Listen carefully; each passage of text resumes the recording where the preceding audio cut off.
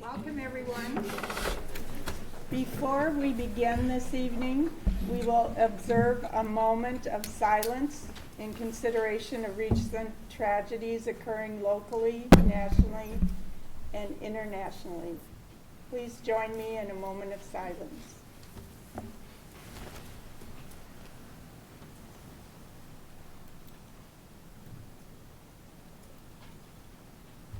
Thank you. We'll proceed with our work this evening. Call to order. I'm calling this regular meeting of the Coralville City Council. It's Tuesday, January 27th, 2025. And our first order of business is for our city attorney, Kevin Olson, to swear in the new mayor, and city councilors Mike Knudson, Huynh, and Katie Freeman. And after that, we will take a council group photo. All right. Do I stand right here? I stand here. Raise your right hand, please. Okay. Thank you. I state your name. I, Laurie Goodrich, Do solemnly swear do solemnly swear that I will support the Constitution that I will support the Constitution of the United States of the United States and the Constitution of the State of Iowa, and the Constitution of the State of Iowa, and that I will faithfully and that I will faithfully and impartially, to to the best of my ability, the best of my ability, discharge all the duties discharge all the duties of the office of mayor of the office of mayor in the city of Coralville in the city of Coralville, as now or hereafter required by law. as now or hereafter required by law. Gotcha. Thank you. I'll start down here. Ready? I state your name.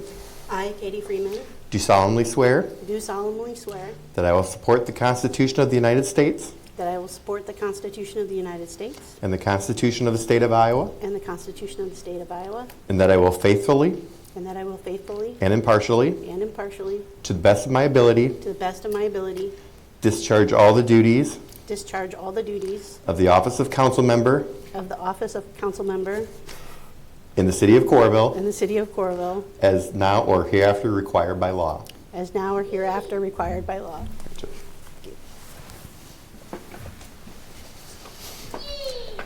I state your name.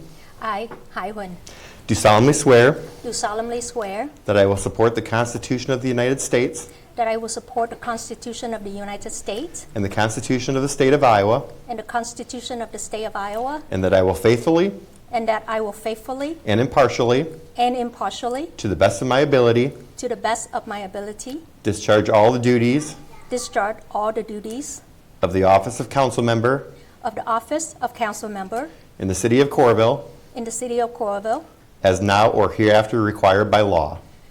as now and hereafter required by law.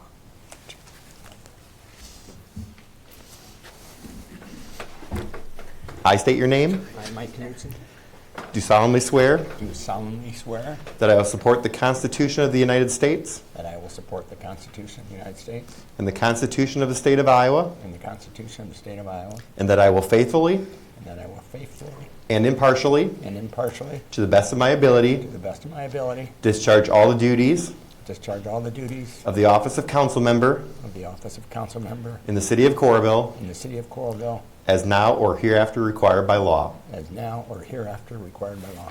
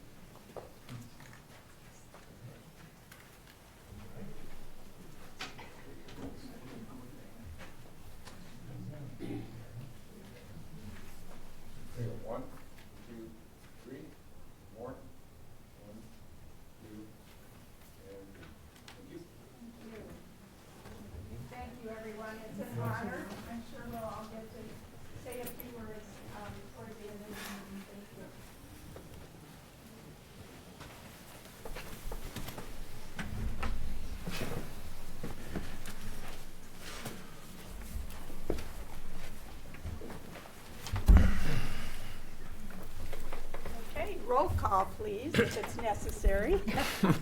Knudson, Here. Vogelzang. Here. Huynh. Here. Peterson. Here. Freeman. Here.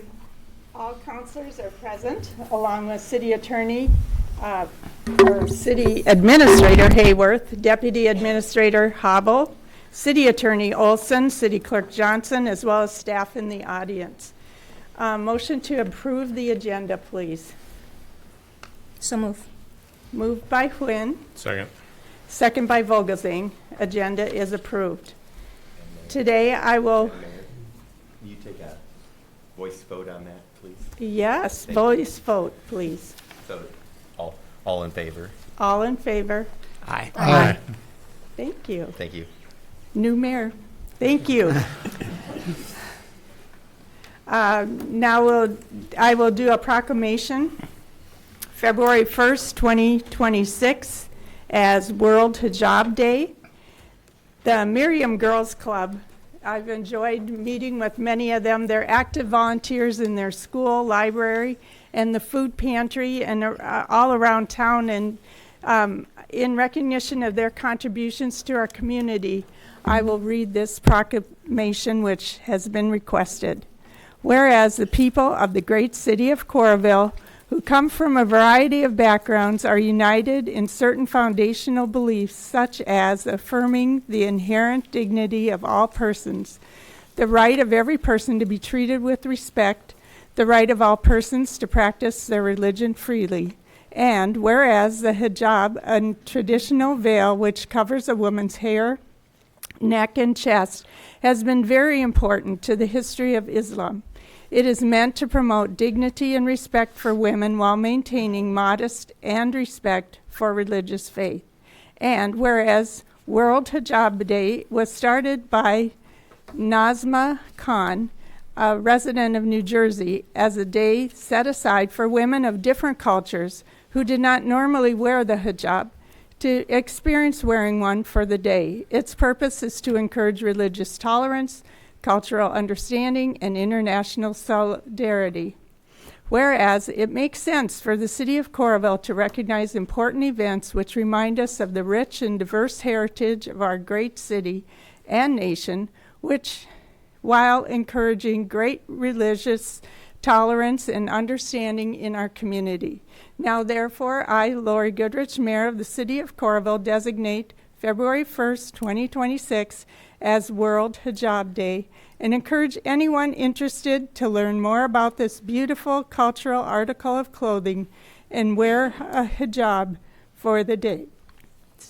And I think we have some people here that would like to speak to us.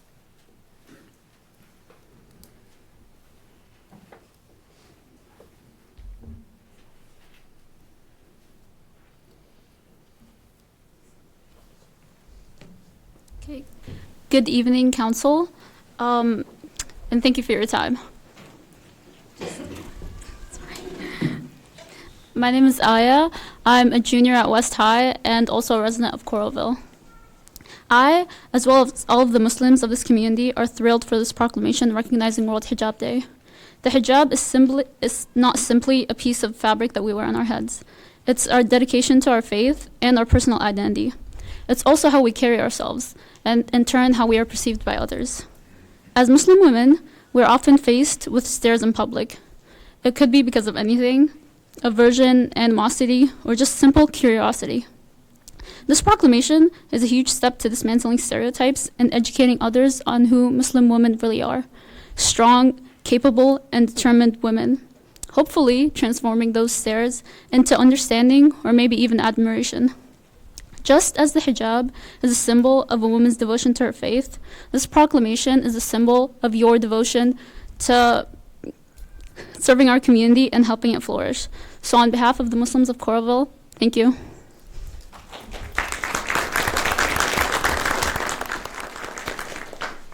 Good afternoon, everyone. My name is Sajda Mahmoud. I'm a 10th grade student at West High School and one of the Hijabi girls at the Miriam Girls Club. I'm from Sudan, but I used to live in Saudi Arabia. I came to the United States a year and a half ago. We are very grateful to receive this proclamation. As Hijabi girls, we are truly happy and deeply honored by this recognition. World Hijab Day, it's not an ordinary day. It's a day dedicated to promoting awareness, respect, and understanding. The hijab, it's not just a piece of cloth. It's a symbol of identity, values, and personal choice through which many women express their faith and culture. It represents strength, dignity, and commitment. And it's not a barrier to success or participation in society. World Hijab Day reminds us that respecting differences makes our communities stronger. And when we choose understanding over a submission, we create more inclusive and welcoming society for everyone. I would like to extend my sincere to the City Council. Thank you with the utmost respect on behalf of myself, the girls of the Maryam Girls Club, and all Hijabi women for supporting events like this. And standing for diversity and inclusion, your support makes a real difference. Thank you.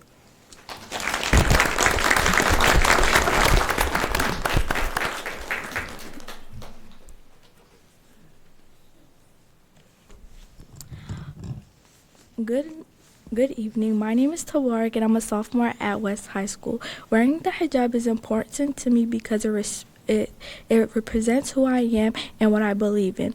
It is a part of my faith, but it also is a part of my identity and how I choose to show up in the world. Even though some students at my school don't always respect the hijab, I still choose to wear it every day because it reminds me to carry myself with confidence and respect. The hijab is not about being forced, it's about choice and strength and staying true to my values. When I'm wearing my hijab, I feel proud of my community and my religion, and it helps me stay grounded to who I am. It also means a lot for hijabi girls everywhere to be acknowledged and welcomed. This proclamation does exactly that. It shows that we are seen, respected, and included in our community. Thank you.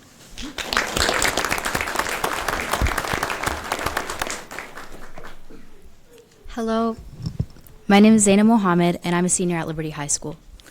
There's a common misconception that our hijab is limiting, a misconception I ashamedly believed as a child growing up in the West, a misconception continuously debunked in front of my own eyes day after day. Over the years, I've witnessed the hijab-wearing women around me endure trials unnoticed to most, women like my mother, like Miss Viana, like the wonderful mothers of the Maryam Girls Club and their equally wonderful daughters, who've all remained the kindest, most unbreakable people I've had the privilege of knowing. Through the resolved, I've discovered how hijab is more than a scarf. Hijab is an insignia for resilience. Open arms to a community that harbors strength and compassion. It plants power in our identities, a seed of confidence, and a reminder to have faith when faced with adversity. No, hijab is not limiting. In fact, it empowers us with the possibilities to become the and. Gentle and ambitious, resilient and caring, beautiful inside and out. Today, you've helped begin the widespread elimination of the misconception of our limitation, as the truth prevails, as the truth of our perseverance prevails. Today, the city of Coralville has joined this community of empowerment, and we, Muslim women, thank you for your warm welcome.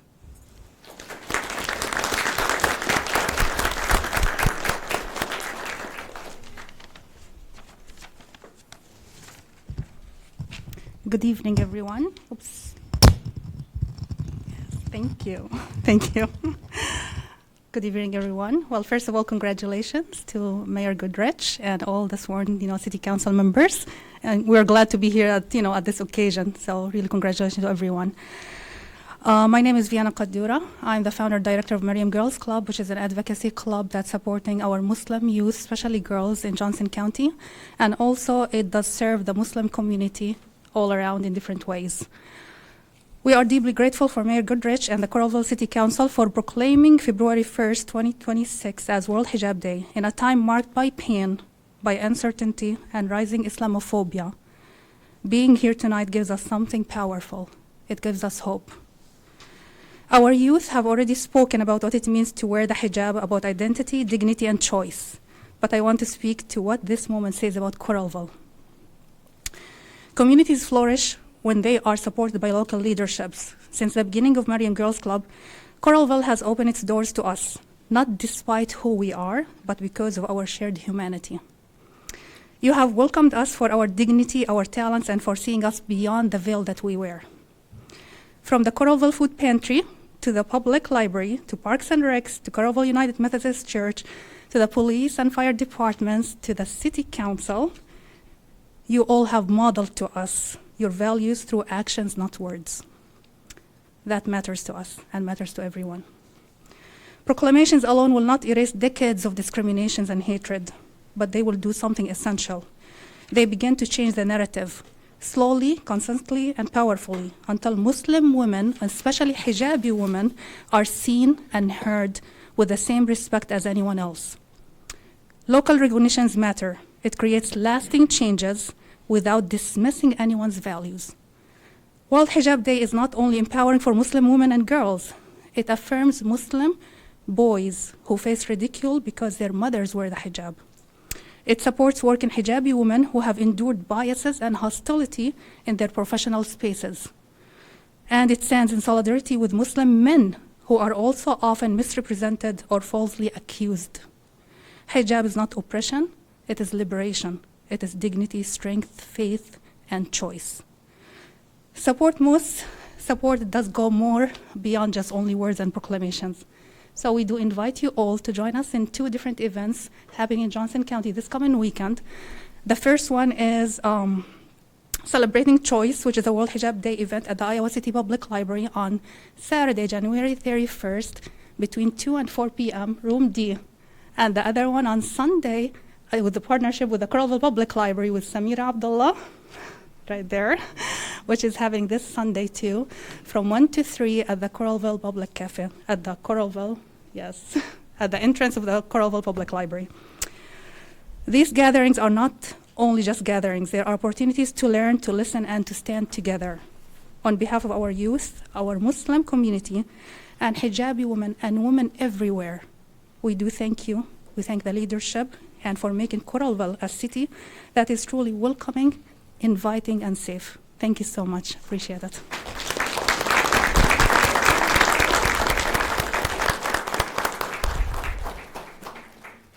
Thank you, Viviana. Would you like a photo?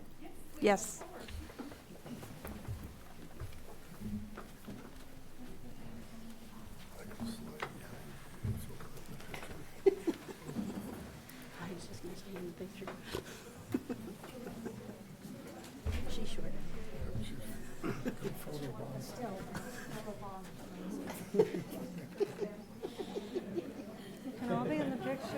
You can all be in the picture. Go ahead. Go ahead. They can take a couple with them. Go ahead. We can take. Go ahead. Do you want to be in the picture? Thank you so much.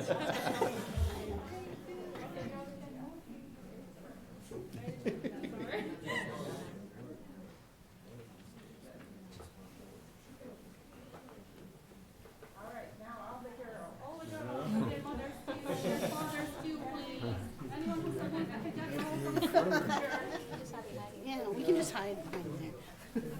Get out of the way.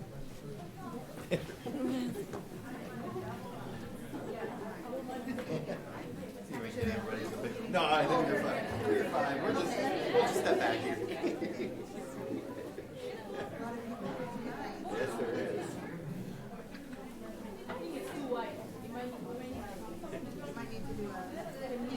Yeah.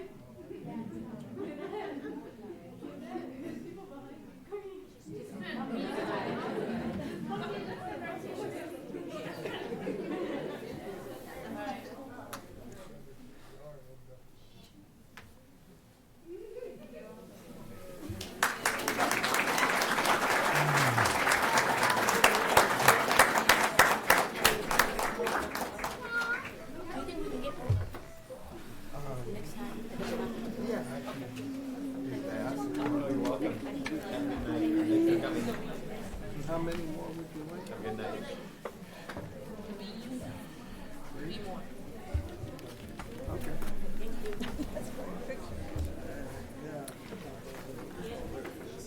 Okay, thank you. This portion of the meeting is the community comments.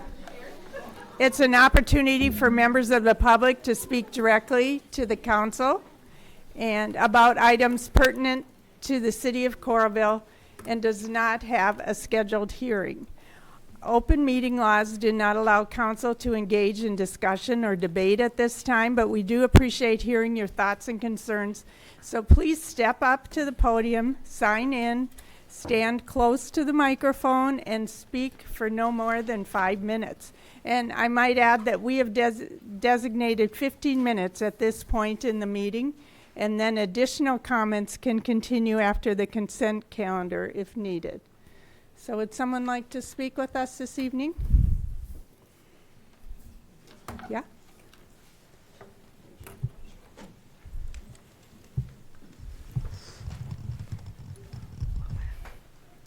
Why is it so close? Yes, thank you.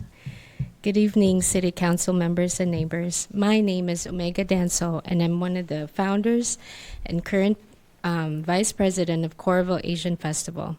Our committee would like to formally invite all of you for our upcoming event on Saturday, May 16th at 12 p.m. at St. Morrison Park. Coralville Asian Festival is a community celebration that highlights the diverse Asian cultures that are part of our city. Today, I want to briefly share why our festival matters and why continued city support is important. Coralville Asian Festival showcases music, dance, art, food, and traditions from many Asian cultures. It creates a space where residents from all backgrounds can learn and connect with one another. For Asian American residents, it provides visibility, provides a sense of belonging. It strengthens our community and promotes mutual understanding between neighbors. The 2025 Coralville Asian Festival attracted approximately 2,000 visitors from around Johnson County and surrounding areas such as Cedar Rapids, Des Moines, and Davenport. Our festival has helped provide opportunities for our small businesses and artists and entrepreneurs to grow. We are excited to announce that the 2026 festival will be even bigger and with an evening outdoor movie and exciting professional performances. Coralville Asian Festival offers hands-on cultural experiences for families and people of all ages. Now that we are an independent nonprofit with official 501c3 status, we look forward to being a permanent event, contributing to the vibrant fabric that makes Coralville a special place to live. Asian Fest is more than a celebration.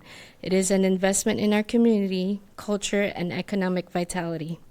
On behalf of our committee, we respectfully ask for your continued support to help this event thrive. Thank you for your time and commitment to our community.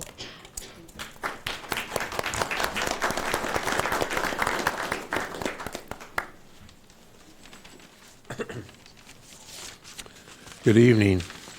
Can you hear me okay? I'm Bill Gerhardt. I live in rural Johnson County, 5134 Rapid Creek Road. I'm here today to talk about the rec center and the selection of construction manager at risk. I've been in Johnson County since 1969. I've worked construction. I've been involved in union politics. And for 14 years, I was president of Iowa State Building Construction Trades Council. I've also worked, we've worked at the council that represents 16 different trade unions that do construction work. We worked really hard a couple of years ago to get a law passed that allowed for alternate bidding on public works projects. Prior to that, they would only take the low bidder, the low responsible bidder.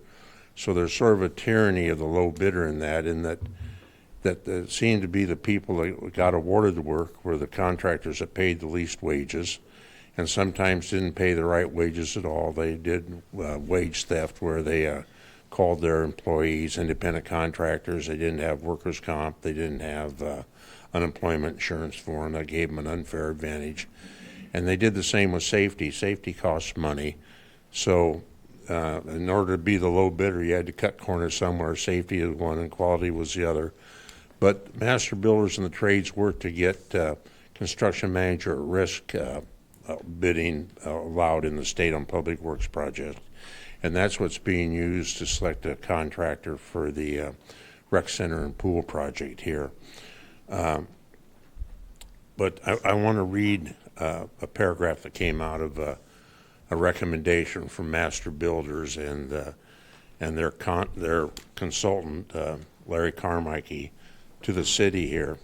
It says, "We respect that the city of Coralville believes it's acted in compliance with the intent of Chapter 26A. However, we believe the prescribed selection process does not follow the legislative intent of the law and may potentially put you as owner at risk."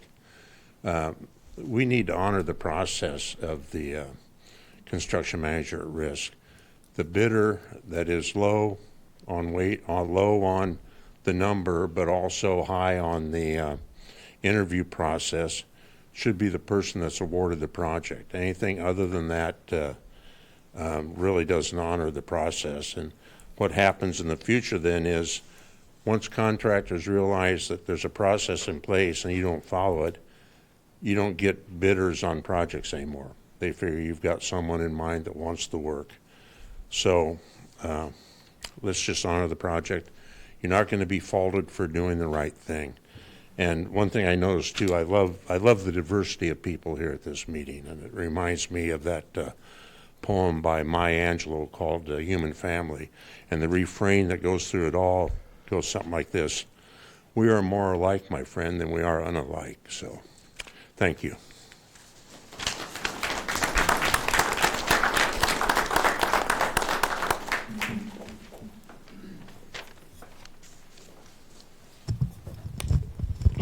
Running the same problems. Thank you, everyone. Good evening, Mayor and council members. I'm Steve Huynh, the Senior Vice President for Myron Construction. I'm commenting on the agenda item 11C, the selection of the CMAR for the Aquatic Center project. This is an exciting project for the city of Coralville, and we appreciate being part of the process. Myron submitted a strong, competitive proposal, including the lowest overall cost, and we were proud to provide extensive positive references from clients across the region. The feedback we shared reflects a consistent track record of strong communication, collaboration, and a successful project delivery. Unfortunately, it wasn't until today that the specific details pertaining to this less than favorable and inaccurate references were shared with us. At Myron, we strive to build strong, lasting relationships with our clients and partners, but realize that not every construction project is seamless. Myron has served the Cedar Rapids, Iowa City corridor for decades, partnering with owners, subcontractors, many union organizations, all contributing to many community-defining projects. While we employ more than 1,700 people company-wide, more than 150 members of our team live right here in the community. They take a great pride in helping shape the places where they live, work, and play. Since this project is the first time the city has solicited work under the CMAR at risk selection, following the law under Iowa Code Chapter 26A, it should be paramount that they follow the rules. We only request that the city follow the law and their written instructions in the RFQ, which is request for qualifications, and the RFP, the request for proposals. We would still be genuinely excited to participate in this project. It will add tremendous value to Coralville and remain eager to support this community however we can. Thank you again for your time and consideration.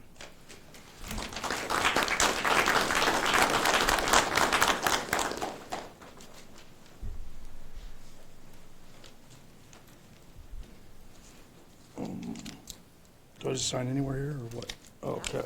Okay. My name is Jacob Cardwell. I'm a member of Carpenters Local 1260. If Myron would be awarded this project, I mean, it'd give me an opportunity to work in this area. That's all I have.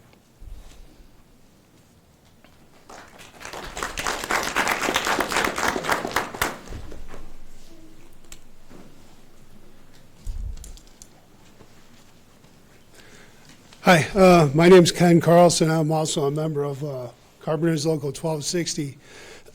And I've had the opportunity to work over the last 30, 35 years, both here and in Chicago for multiple contractors. And I got to tell you, for the last year, I've been with Myron. And I don't know if you guys know how it works, but as a union carpenter, you're not necessarily, well, especially what I do, I'm a trim carpenter. You don't necessarily stay with one contractor all the time because there isn't that kind of work all the time. You know, so I get to see the way multiple contractors do things. And I'm here to, I guess, dispel any myths that anyone might have about Myron Construction, because since I've been with them for the last year, I have not been supported like that ever by a contractor. When we need something, they go and get it. The instructions are clear. If we need information, I have blueprints in my hand inside of 15 minutes.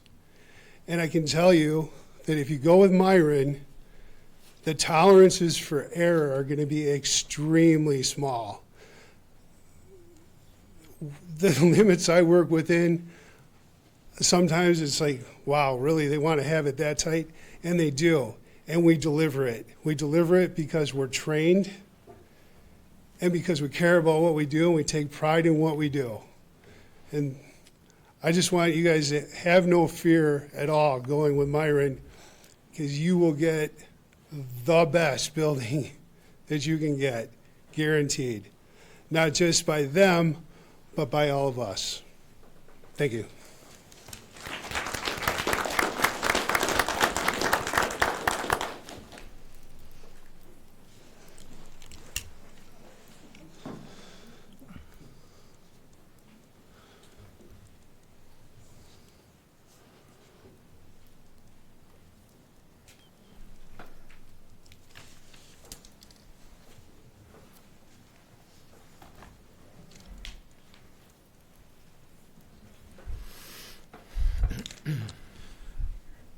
Good evening, Council. My name's Tom Banta. I represent Market and Relationship Development on behalf of Russell Construction. So just want to thank you for your time this evening, here to express our gratitude and our excitement for the opportunity in front of us. Certainly want to respect and recognize those in the room that are part of this and have an opinion on the matter. We've done work here in eastern Iowa for over 40 years. We're a family-owned company that has built some incredible products here in the Coralville community, dating back to the Von Mauer Back Pocket Brewery. It'll be sad to see that go. Most recently, projects like the Stanley Museum and HTRC that are also somewhat relevant to this. So we're excited about the opportunity to work with this group and this organization, this council, and the stakeholders that are involved, but also just want to applaud your selection committee for the work that they did. They spent a ton of time, a ton of energy in this process. They did their best as they understood the process themselves, and really it saw it as a representative of the due diligence that they put in. This has been a long time coming for this community, over 20 years in the making, and they want to get it right. This is a significant investment on behalf of many people in this room, the community, the stakeholders involved, and so it is important to get this right. And so I just want to acknowledge the work they've done, the fact that they've done their due diligence, they made the phone calls to try and find the right partner for this work. And so we're grateful that we were part of this process. We're grateful for the opportunity to be your selected CM partner in this, and we're excited to get to work. So thank you.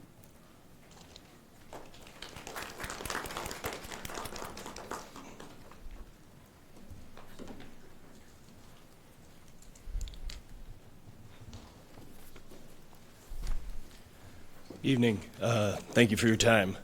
My name is Ben Gabriel. I'm also a local 1260 carpenter. I'm coming at this from a little different position than most of my union family. I live here. I live right here in Coralville. I have for several years. I want to buy a house and I want to live here for a lot more. I'm just honestly excited about a whole new rec center. I've used the old one. I want to use the new one. My concerns are, it sure seems like for us that are in the buildings putting them up, we haven't gotten all the information. We haven't seen how the bids were ranked. I've looked through the website all day yesterday, several times today. I would just like to have more information. I appreciate the 100-point scale. That's, like you said, it's good due diligence. A lot of work was done, the consulting firms, everything. It'd be nice if we could get that information in the hands of my friends and neighbors and family that all live in this town too. I would ask the council to consider tabling this for just one more month, get the bid rankings out, give us maybe summaries or explanations, what firms got what scores, so we could talk about it at work, so we could talk about it at the bar after work, so we could talk about it at home, watching a game, chilling on the couch. It'd be nice if we had that information in our hands. On a union note, we talk a lot about union proud. I'm very proud that I worked on the ER expansion at the UIHC. I'm proud that I worked on the West Campus Health and Sciences building that's just getting finished. That was a big building. And I'm really proud I'm downtown at the IMU. The IMU needs that renovation. As an alumni of the University of Iowa, it's a heck of a thing to be a part of. I would be proud to have the opportunity to come put up this building for our friends and family and neighbors right here in town. Thank you for your time.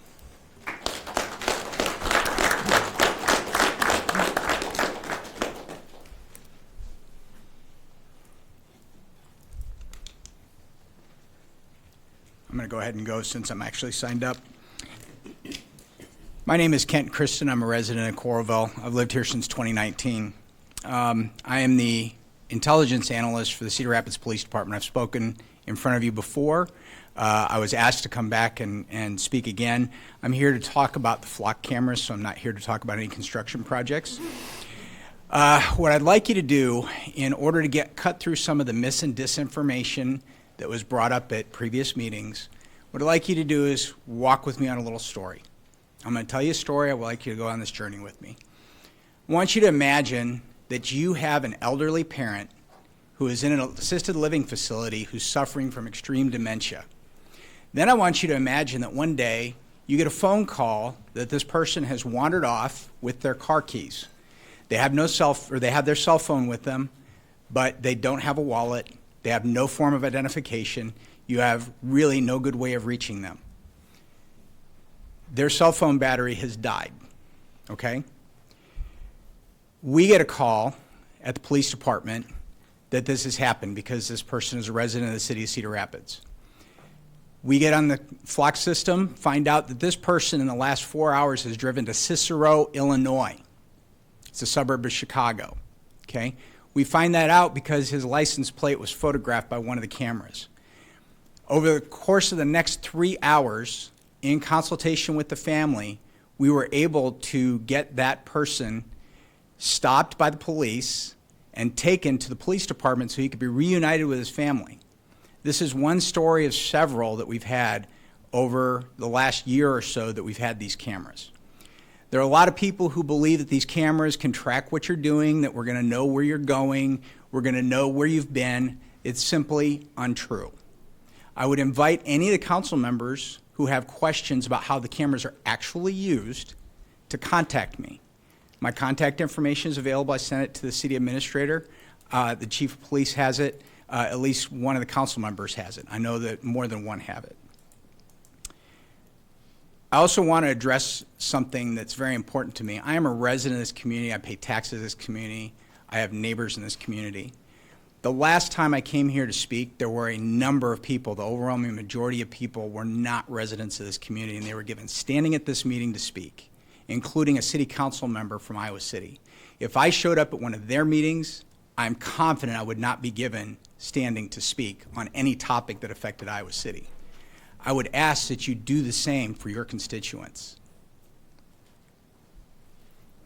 I would also ask you to consider another thing. Councilmember Huynh kept bringing up the fact that she couldn't understand where the consent comes from for being photographed by these cameras. I want you to consider the fact that I received a letter from the city of Coralville about 3 months ago because there's a pink X on one of my sidewalk tiles. There's a hole about 3 inches deep and about 6 inches round. I'm told that I have to pay to have that tile replaced. So because the city council passed an ordinance that says that I have to do that. We live in a community, we make sacrifices in order to make our community operate. That's simply the way it works when you live in a community. If you guys are able to pass an ordinance that reaches into my pocket and takes money out of it in order to make the community a better place, then I would ask you to consider what the big deal is about the fact that your car might get photographed passing a camera once or twice a day. The overwhelming majority, 99.99, some very small fraction of that last 1%, of license plates that are captured by any flock camera in the country are never, ever looked at because we don't have a reason to look at them, frankly. Again, I just want to say that I'm standing here before you to talk about this because there were a lot of myths, a lot of half-truths, a lot of fabrications that were passed during the last time I was here and this topic was addressed. And I see some people snickering in the crowd at me. Yeah, okay, fine, but a lot of people didn't. So, again, if you have questions and want to talk about it from an actual user perspective, somebody who is experienced with the system, knows how it works, understands how it's being used, understands what it's like to work in a police department as a civilian with a bunch of sworn personnel, and the practices and procedures that are in place to make sure that the system is not abused, feel free to contact me anytime. I'm willing to sit down and talk to you. Thank you. We'll make time for one more. Thank you. Thank you so much. Hi, I want to speak also on flock safety cameras, and I'm going to ask that you please cancel the contract and cover the cameras until that contract is canceled and the cameras are removed. Speaking about flock on the whole, the Coralville Police Department on their website says that these cameras do not track people, faces, or private details, just vehicle data. And while it's true that these cameras only record license plate numbers and what they call a vehicle fingerprint, which are things like the make and model, color of the car, cameras track people's faces. They can film people's faces. So that data is there. This data is stored generally as a standard for flock safety for 30 days, which is also true in Coralville. And if they already have a hit on dangerous cars, or what is it called? The hot list is what it's called. If they already have that, then why does that data need to be stored for 30 days at all? Additionally, in terms of the face tracking, Flock has been expanding since 2024 into AI face tracking, which you can already see in place in other cities around the country. And not only this data was actually leaked last December. It's not even hacking because there was no password. If you just clicked on the right links online, you could watch live streams of Flock safety cameras all over this country. You could watch kids playing in a park. You could watch people walking with their families on a trail. It wasn't just cars and license plates. So it has very dangerous implications for mass surveillance on a broad scale beyond just taking photos of people's license plates.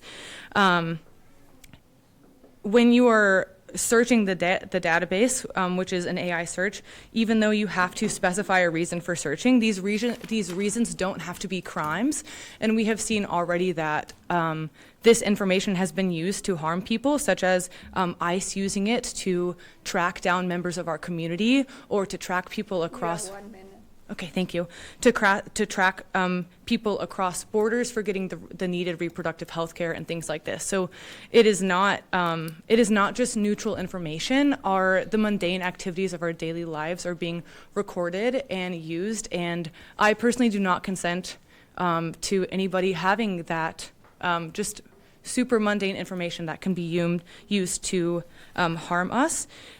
So I also I brought some information about flock safety in general that is all researched and cited that I'm just going to pass around. You may take it if you would like to have it.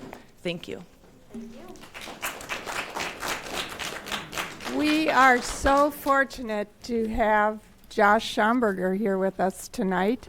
Very busy man. We're glad that you could take time to share with us all the exciting activities. There's so much going on here in Coralville. Thanks for coming tonight, Thanks, Josh. Mayor. Congratulations. You and Katie and you again. And hi, of course. So, yeah, thanks, Mayor. Again, my name's Josh Schamberger. I'm president of Think Iowa City and the Iowa City Area Sports Commission here in town, the CVB as we're kind of known locally. I don't know what this is. I guess I'll just open it. Okay.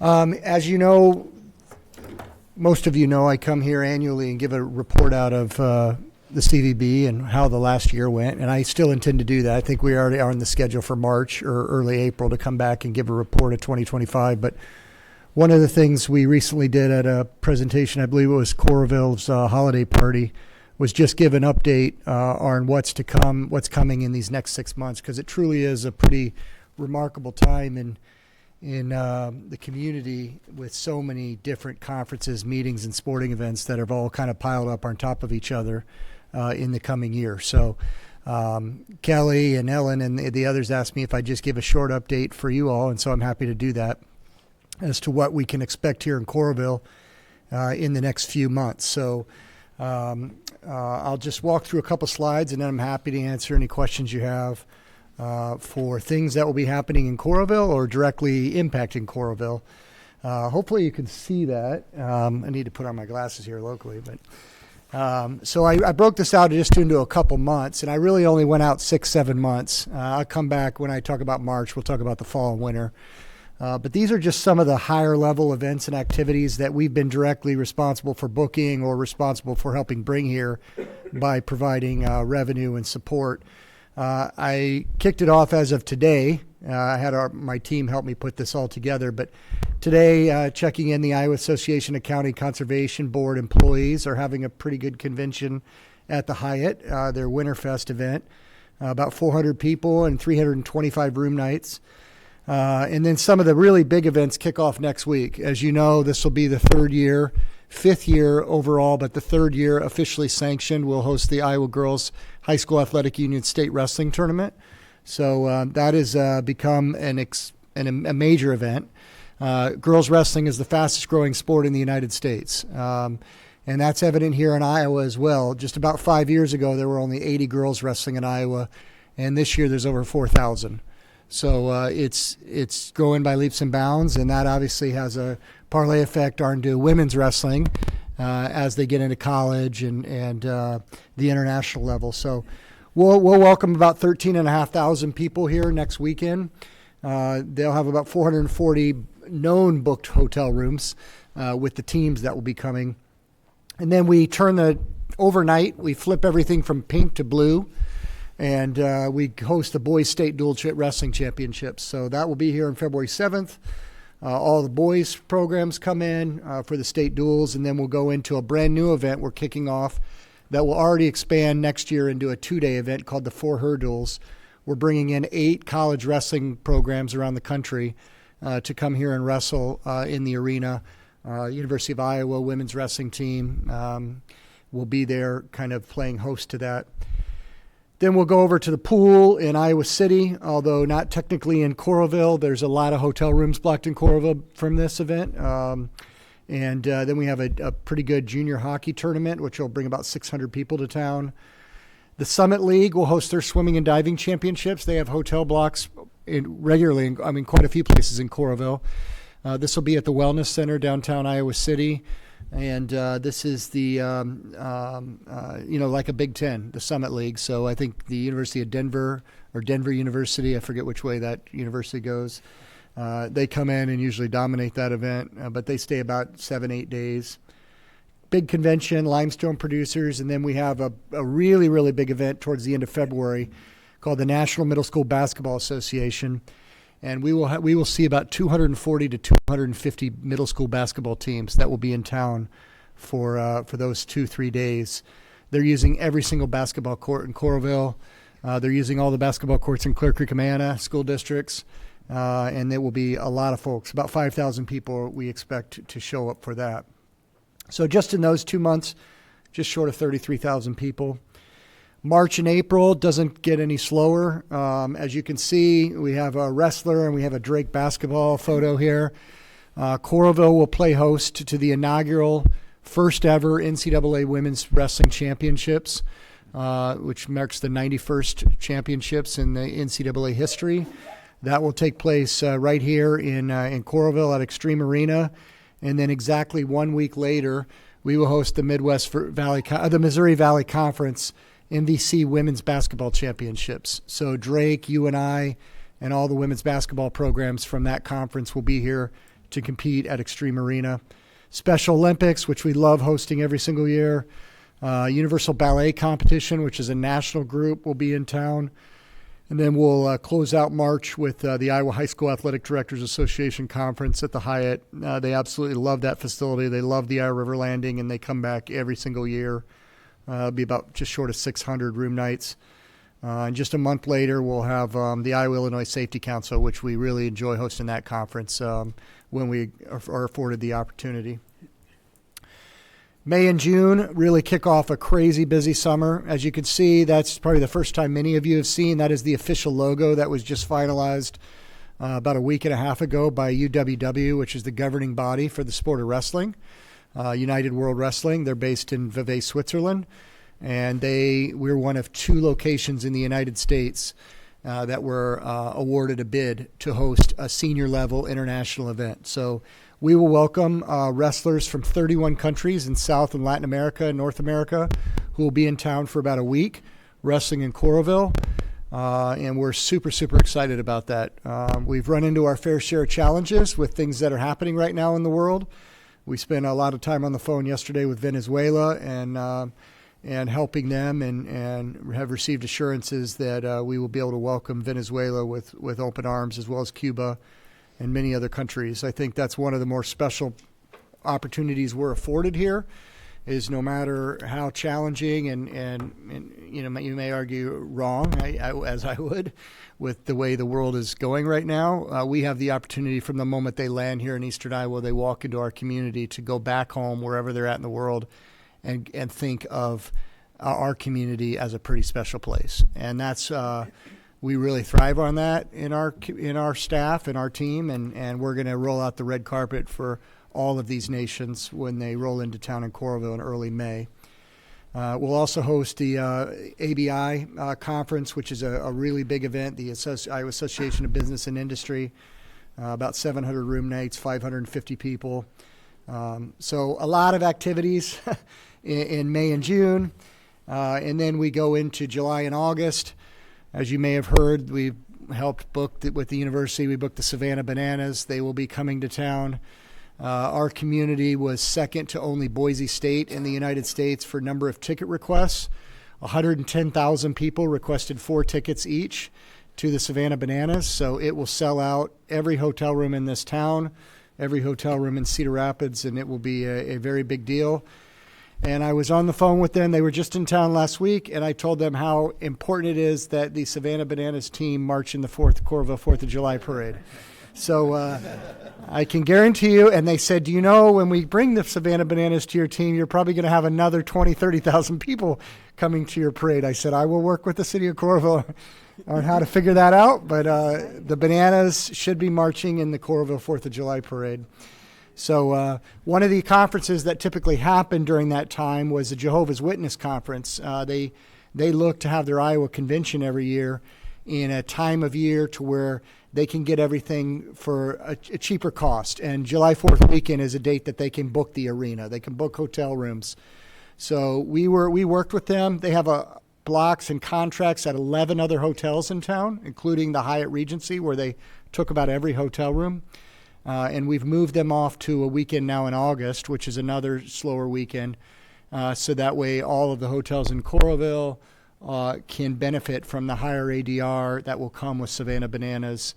And it will be a good event for economically for the hotels and certainly the community as a whole.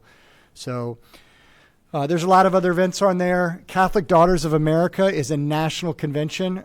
They will bring just short of 1,000 people and 2,000 room nights when they are here in late July. And then right after that is certainly our favorite event of the year, an event we booked a long, long time ago, and it remains as popular today as it was that first year, and that's Anime Iowa.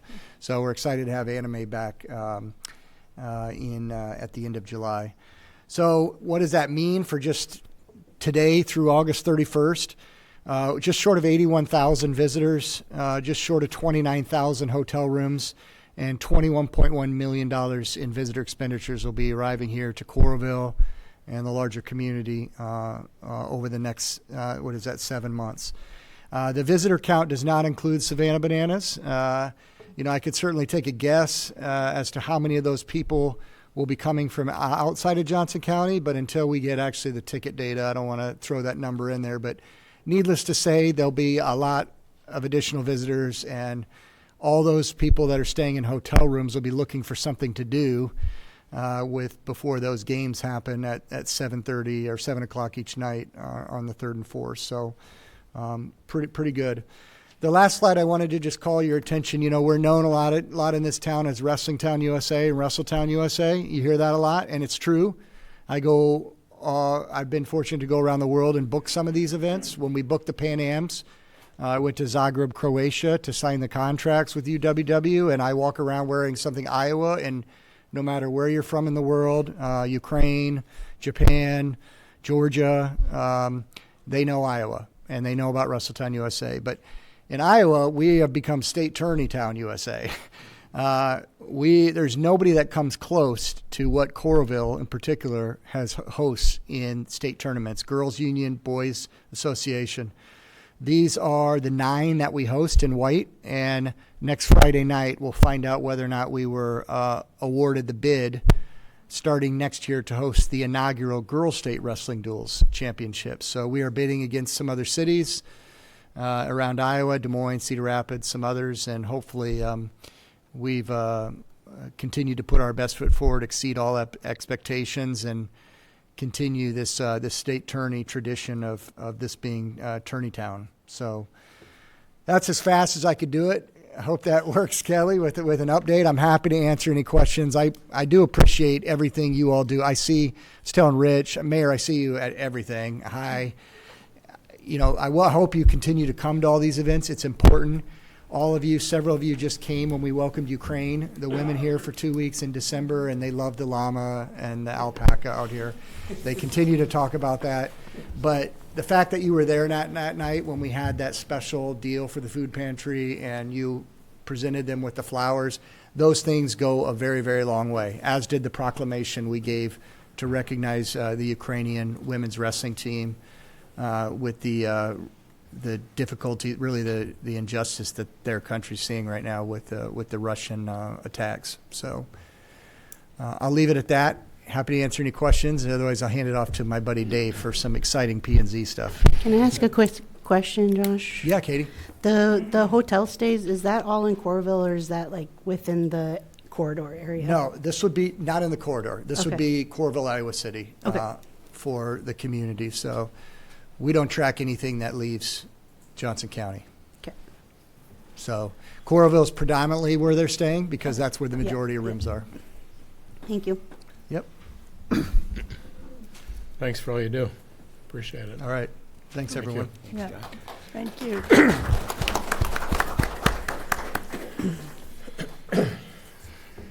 It especially gives new teeth to our local option sales tax. Thank you, Josh. Next, we have the Lucky Pete subdivision.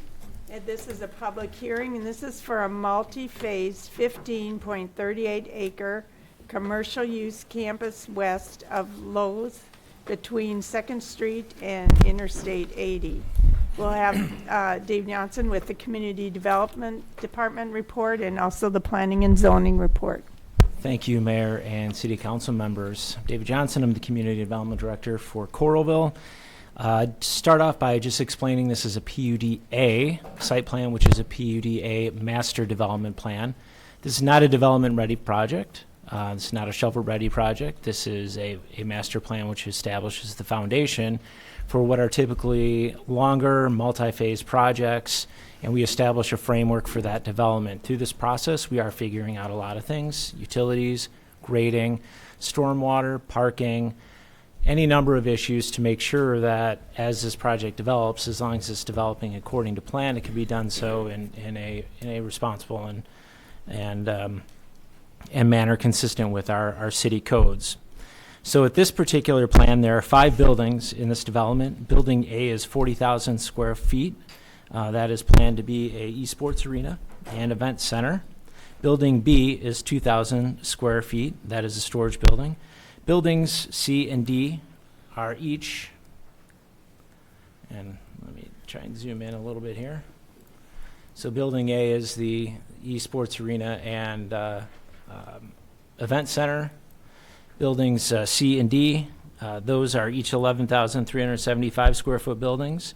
Those will be half retail and half restaurants. Building E, down here, is 8,750 square feet. That'll be used for retail as well as restaurant. And then we have building B up here in the northwest, or in the north corner of the plan. And this is a storage building. There's a total of 467 stalls required for this project. 467 stalls are required.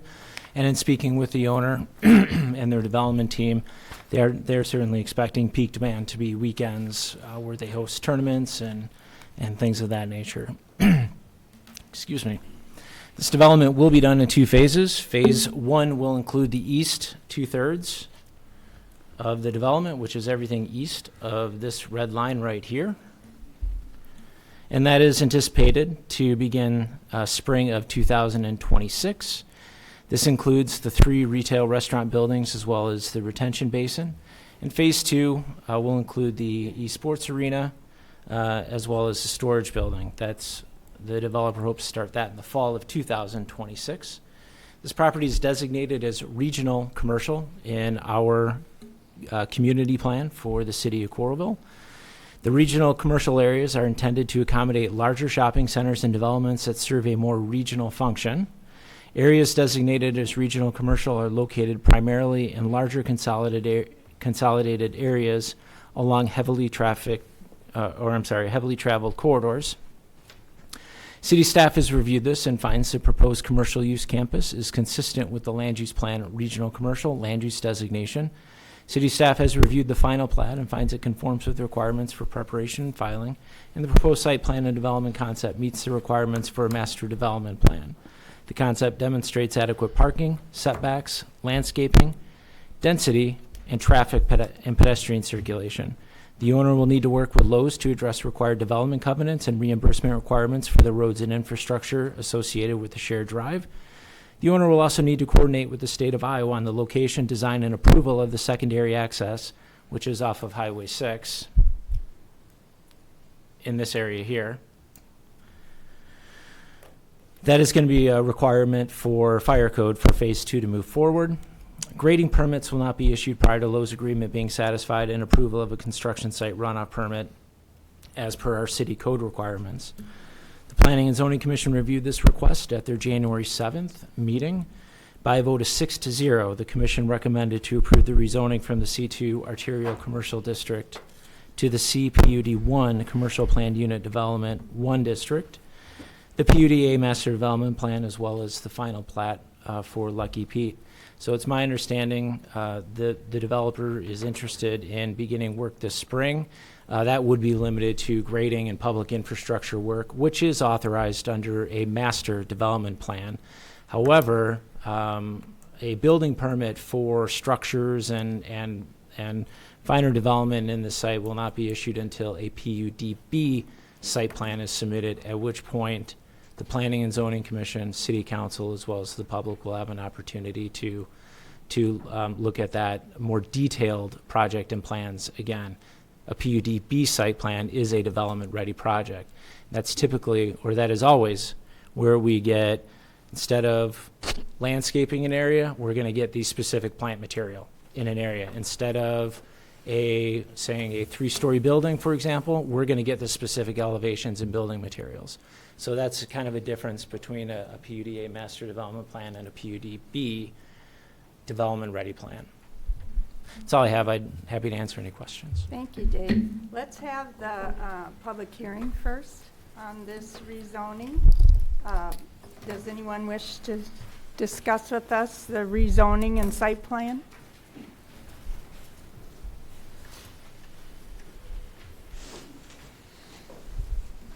Good evening, Mayor and Council. Brian Belk, Axiom Consultants, civil engineer on this project and representing the owner applicant. Really just here to answer any questions. I appreciate Dave's presentation. I think he pretty much nailed it on the head there of everything we're talking about.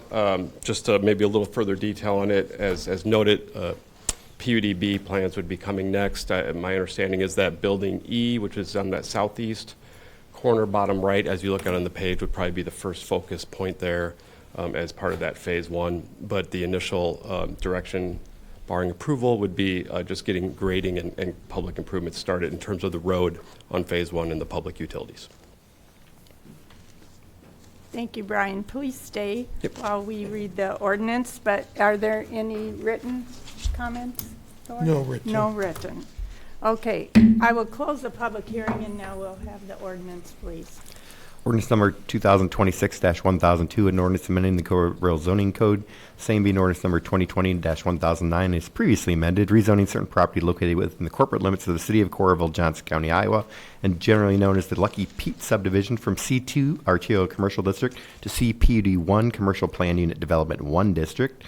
This ordinance introduced for first consideration by Councilmember Knudson, seconded by. Second. Seconded by Vogelzang. Now, Council, what are your thoughts or questions for either Brian or Dave? Can I just get some clarification? As far as owner, is that developer or is that business owners for within the concept of the project? The owner is the same as the developer in this case. All right. So as part of this, or maybe it comes later, do they have to provide information about the businesses themselves going in there, like the esports arena? Like, do we see information about any market research or anything they've done like that to know that that is something that will actually bring people to the community? Typically, we won't get a market study with this. We will be looking at information to make sure that the specific arena design, seating capacities, things of that nature align with the anticipated parking demands or what is actually projected. And we also check to make sure that it aligns with our access requirements, fire access requirements, things of that nature. We're, of course, looking at these things for specific building code requirements under the international building codes, and we also look to make sure that these things are consistent with our community plan. But we haven't requested a specific market study or impact study for something like this. Okay. Is that something that can be requested?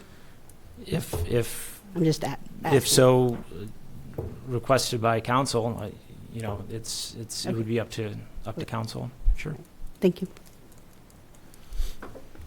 I have one question. That road right there, with the roundabout, does that road line up with something going into Lowe's? Yeah, so Royce, for clarification, this is the entry drive going into Lowe's here, and then you take a right. Lowe's is located over here. They would share that same entry drive, and you would go left to go into this development. That's the entry with the light, correct? Correct, yes. Okay. Yes. So with that second exit down the road, would there be another light there then? I couldn't tell you at this time. Yeah. It would really be entirely determined by the state of Iowa and what they would want for that access. Because it's Highway 6. That's something that the developer is going to have to figure out in order for phase 2 to be able to move forward. And just to touch on both those items, as mentioned, myself, our company, and the developer owner have been coordinating with Lowe's. We've got a third-party consent agreement on that with their easement and working through that. Likewise, on the state access, we have contacted Iowa DOT in terms of that further down the road access as needed, just to give them a heads up and start that coordination process. So this is not the most bike-friendly part of town.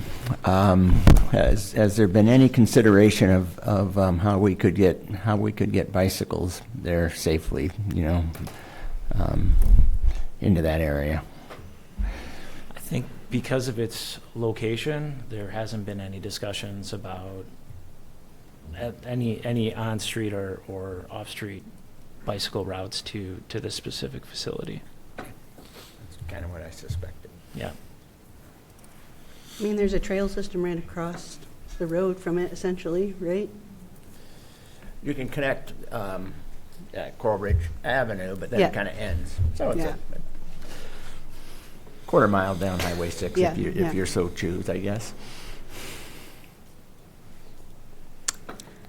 Anything else? Yep. I don't even know what this is called. Incentive, what, as far as like citywide, what kind of support incentive do we work with the developer on this project? I'm not aware of what, if any, economic incentives we have involved The in only this. incentive was the council approved a tax abatement on the auditorium itself, but not the rest of the buildings. Thank you. How many years? I think it was 15. Yeah, so there's an abatement on that, but it only applies to the esports arena. So none of the other ones have any city incentives at this time.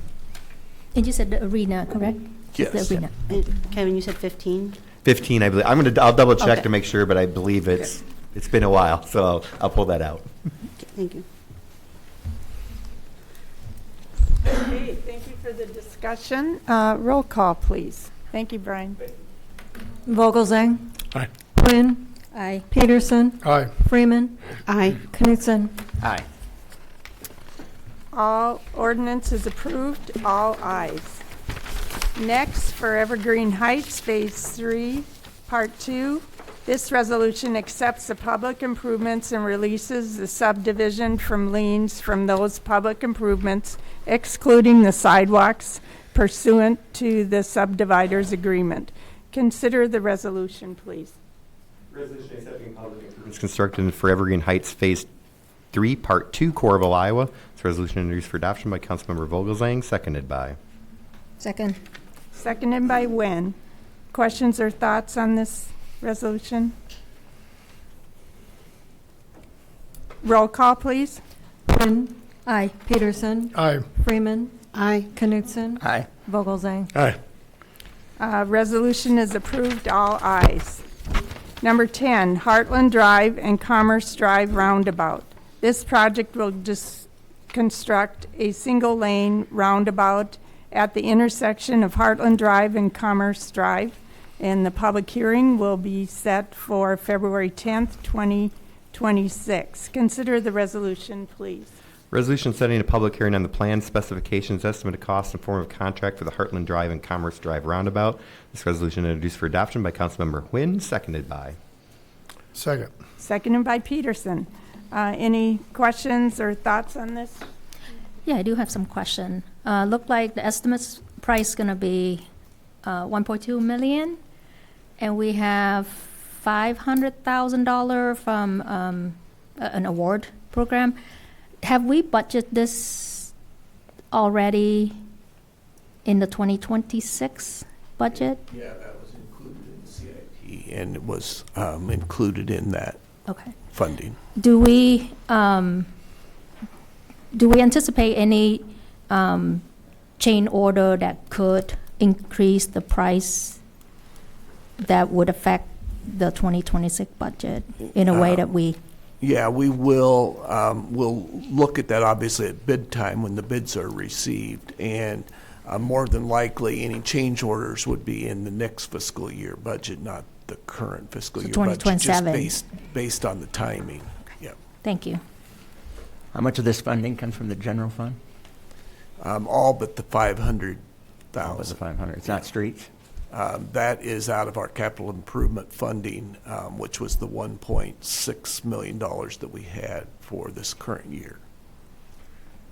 Scott, would you like? That was that annual bonding that we did that was issued last year and gets paid back this year. Okay. Scott Larson, our city engineer, is here with us. Do you have any information that you think we should know? I was just going to mention, and I think we've talked about this before, is that this intersection has become one of our highest accident intersections. We have some others along Highway 6 just because of how busy Highway 6 can be at times, but this is one intersection in particular where we can make a significant improvement in regards to accident reduction by converting to a roundabout. So we're excited that we received that traffic safety improvement program money through the Iowa DOT, and looking forward to getting this project constructed this year. It can't come soon enough. Roll call, please. Peterson. Aye. Freeman. Aye. Knudson. Aye. Vogelzang. Aye. Huynh. Aye. Resolution is approved, all ayes.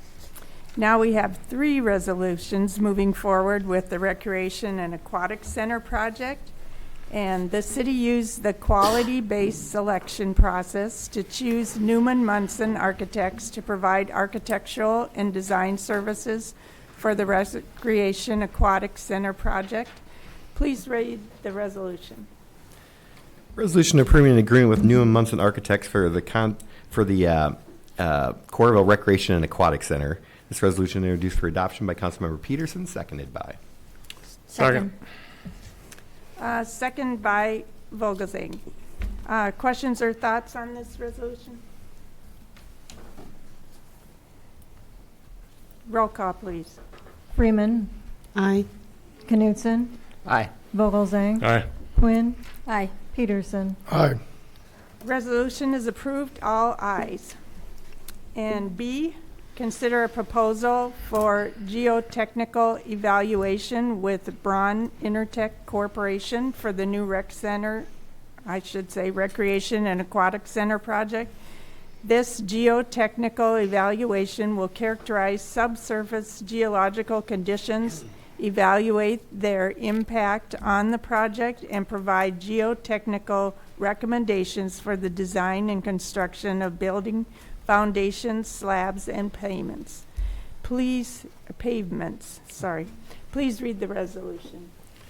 Resolution approving a proposal for geotechnical evaluation with Braun Intertech Corporation for the new Recreation and Aquatic Center project. This resolution introduced for adoption by Councilmember Freeman, seconded by. Second. Second by Huynh. Questions, thoughts on this resolution? Actually, I do have a question. For these thing, do we do like a regular bid, just like all the other project? Yeah, we receive proposals from those entities and evaluate those proposals. I believe we received 3 proposals on the geotechnical evaluation.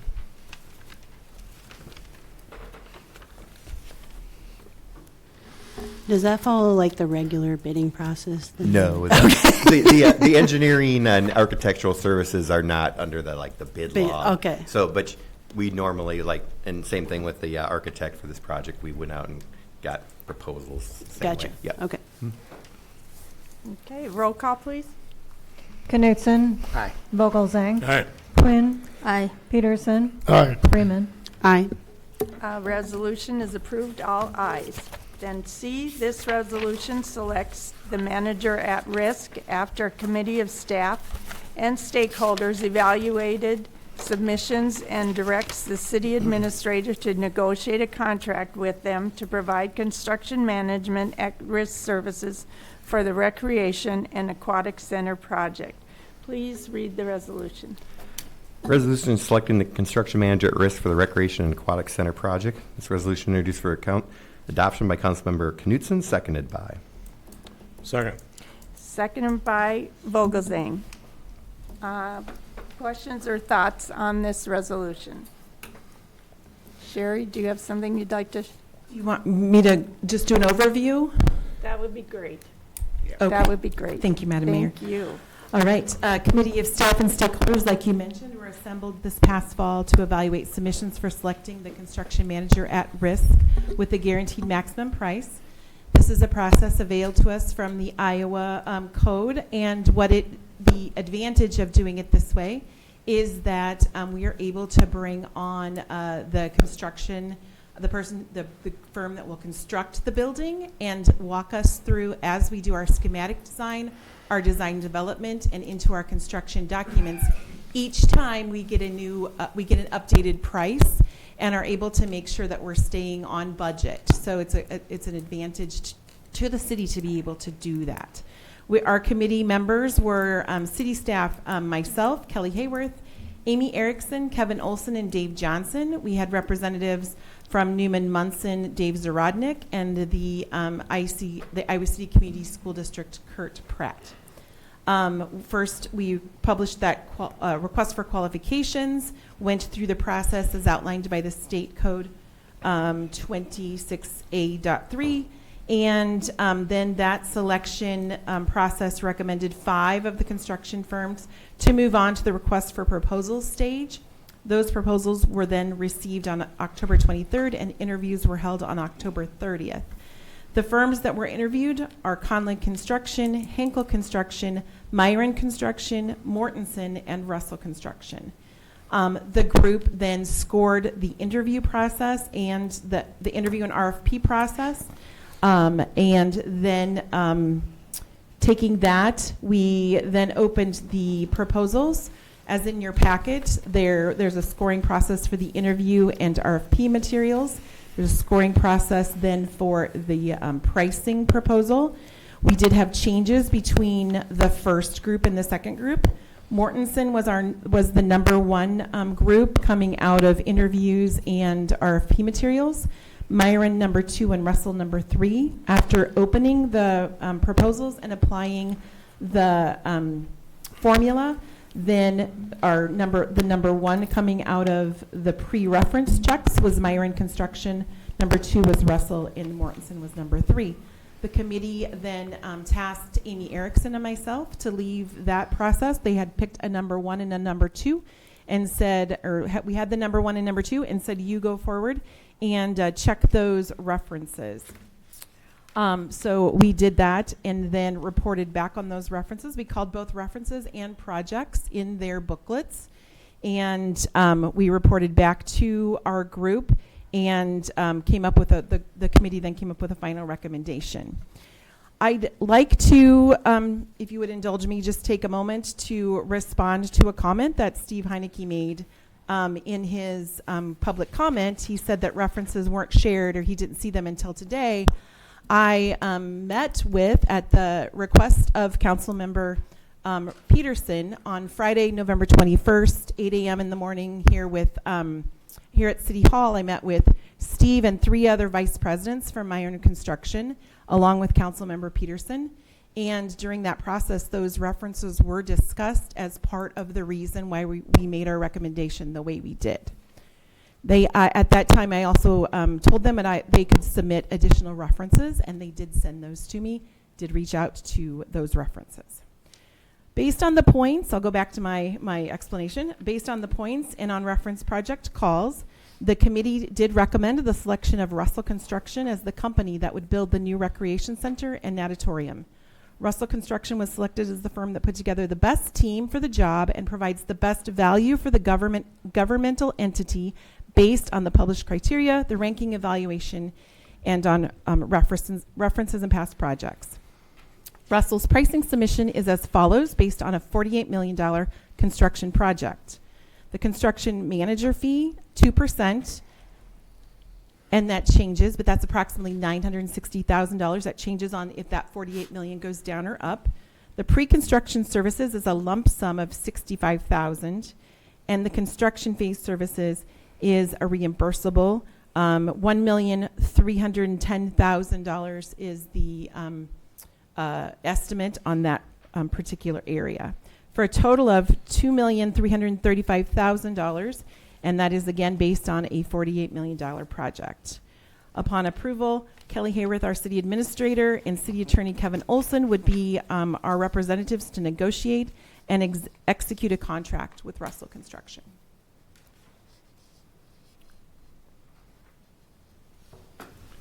I have a question.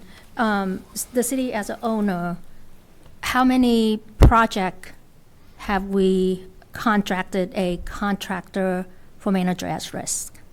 This would be The arena used Arena Co., which we had developed, the nonprofit is Arena Co. They did the construction manager at risk, and we also did that with the original Coralville Marriott at an exhibit hall at that time.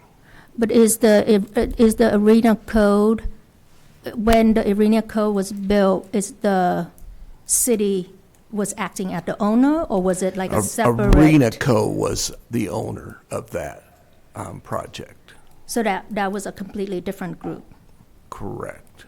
Had representatives of the city that sits on that board. So if we count that, this would be the third large project that we contract a contractor for manager at risk. Yes. Correct. So the Marriott, the original Marriott was CMAR? I didn't think construction manager at risk was that 26A was a law then. I thought that was under a project labor agreement. Well, it was a lease purchase agreement, which was basically the, which the law, they have changed the law since then. You really can't do that anymore. Yeah. What happened was they built the project, and then at the end we paid for it. So it was a construction manager with a guaranteed price, I believe. Yeah. We had bid it out the first time, and then we went to so it's a lease purchase agreement, which is not something that's allowed under the new law, the new bid laws as we're speaking now.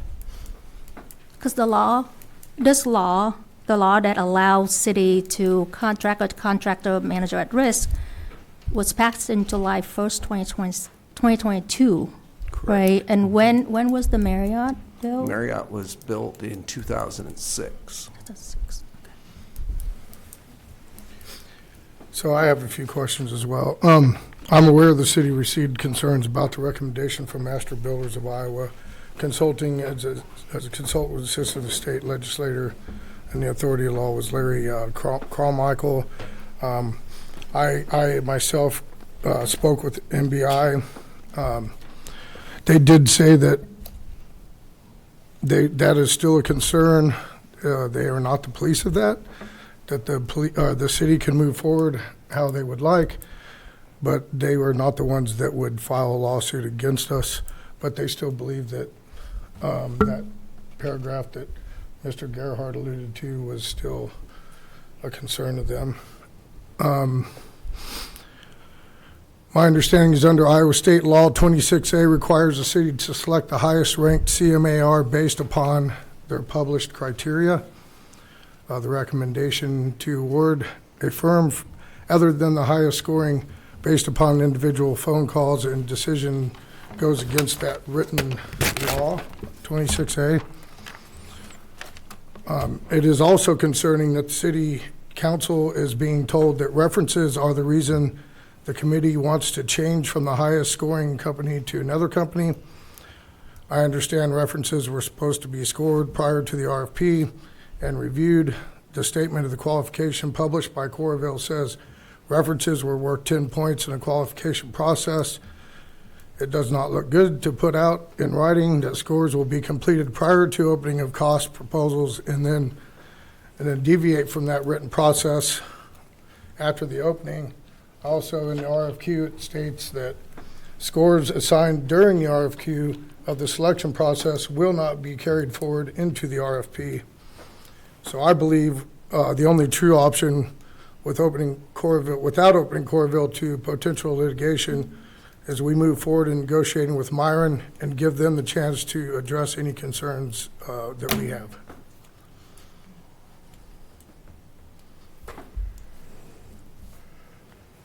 Sherry, can you summarize? I'm sorry, Rich. Can you summarize? I was trying to dig through the RFP and RFQ and couldn't find the processes. Obviously, you're hiring somebody. It's reasonable to check references, and if you get a concerning reference, that's a pretty big deal. I get that, but how was that described in the RFP or the RFQ? That what was that process described in there, and was that followed? I don't have it in front of me, so I can't word for word, but Royce is right that we did move our references to the end because we thought, why is this here? This is odd. We always check references at the end of this process. We didn't assign a score because we usually put it into, here's our scores, here's our reference checks, here's the committee's final recommendation. We've done this with trail projects. We've done this with consultant projects. We haven't always taken the highest score in those processes until we get done with those reference checks. Sherry, can I just add, but those weren't following the CM at-risk process, correct? They were similar, but yeah, it's not this exact process, okay. but it's this type of process. Gotcha. Mm-hmm. So my question is, when does the process end? What the process included checking references. It just happened to be in a different ordinance, in a different order than what, I don't know. It's not necessarily by code, right? I didn't see anywhere in this code, and I read, exciting reading. I didn't see anywhere in here where it said references had to be included in the process before the final selection of and the ranking evaluations. I mean, it's one thing to have guidelines put forth by any trade organization, trade association, versus what's in the Iowa Code. Did we violate any Iowa Code? I mean, I'm going to read the, it says that the governmental entity shall, let's see here, I want to make sure. The governmental entity shall select the construction manager that submits the proposal that offers the best value for the governmental entity based on published selection criteria and its ranking evaluation. We did ask for references and we did that. I mean, it doesn't say you have to take the lowest, the chapter 26, which is the regular bid process, says you have to take the lowest responsible bidder. This does not say you have to take the lowest price to go along with the best scoring valuation. So I believe that we asked for references. The references came from the proposals from the contractors. Isn't there a place to score the references, though? That's what I'm saying is when we had RFQ, RFP, check references. RFQ, I will admit there was a place that I went back to and said, okay, there was a place, but is this the right place? We put it in and said, this is the wrong place. We need to move this to the end. Can I ask why you questioned it, besides just typical process? It wasn't how we had done any other of this process. I was like, why are we doing this now when we have 12 packets in front of us? Because that's what it was. That was the thing. We have 12 packets in front of us. Why would we check all these references? Did you reach out to the consultant at all to ask that question? The consultant? Whoever you worked with. I don't have my note. Iowa. Weren't you guys working with somebody from? He was a part of the RFQ process. Yeah. And so did he say we talked anything on that? about it in our like our meeting, and he didn't say one way or the other in that meeting. Sorry. Okay. So the way I understand it is under the CMAR, under 26A, we can set the criteria as long as we follow our own criteria. So I know that in some of these documents, I went through all the RFQs and all the RFPs, and it's spelled out pretty black and white on how the scoring process goes, and the fact that any scores assigned during RFQs of the selection process should not be carried forward in the RFPs. So there's just a few holes here that concern me, that I believe does raise concern, just as MBI stated in their letter. And no disrespect to the committee or no disrespect to any other of the contractors. My main concern is litigation and making sure we go forward correctly. And with our, with our scoring process that we set in place. Well, I'm going to say the pool, but all the pools of the rec center are kind of the heart and soul of the whole project. I mean, those are very, very, very, very important parts of your consideration. Correct? Very, very much so. Very important. I believe that the selection committee there's over 100 years of experience of the selection committee's had with the city of Coralville. There's been a lot of experience. I think they did their due diligence. And we can argue about where the references fell in the process. Bottom line is they still were part of the process. And references, and I don't know how many of you have actually been in positions of hiring people, but I have, and references are extremely important in my opinion. I mean, you can look through a lot of resumes but I've made a lot of hiring decisions based on references from past experiences from applicants. And I've relied very heavily on references. Just wrote down a couple thoughts here.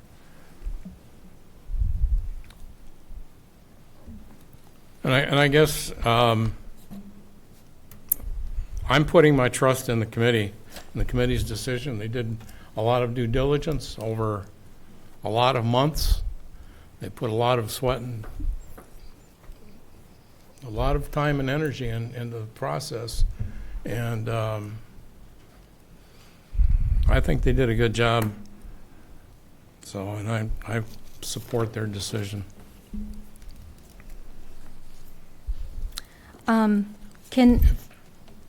Can one of the staff please define what best value mean to the city of Coralville for this particular project? When we say best value based on the code, what is best value that the city as the owner define for this project? Well, I'm just going to bring out, I'll be the legal person.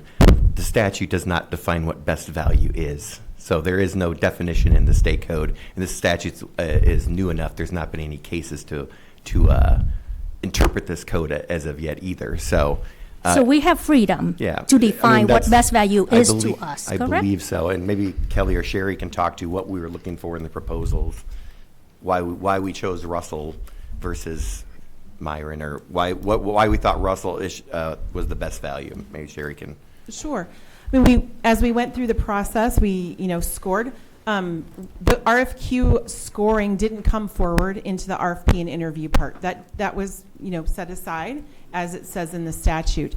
If we had checked references in the RFQ part, and I didn't understand that to be at the end, then at that time we would have gotten the same references because it was the same booklet, and would have called and said and got those same references. So they would have been presented at that time. So then when we went into the RFP part and came out of that, the committee talked a long time about what kind of water had they built. This was before we had called references. Did they have competition water experience? Russell Myron, Muscle Myron, going back and forth, looking at both of them. Both of those conversations they're both really great companies. And that's why we really tried hard to make it all about, this is our selection, not about the specific references. And that's why you got them last night, because we really were trying to make this a very positive nobody's saying anything negative about these companies that work in our community. We want them to go on and thrive.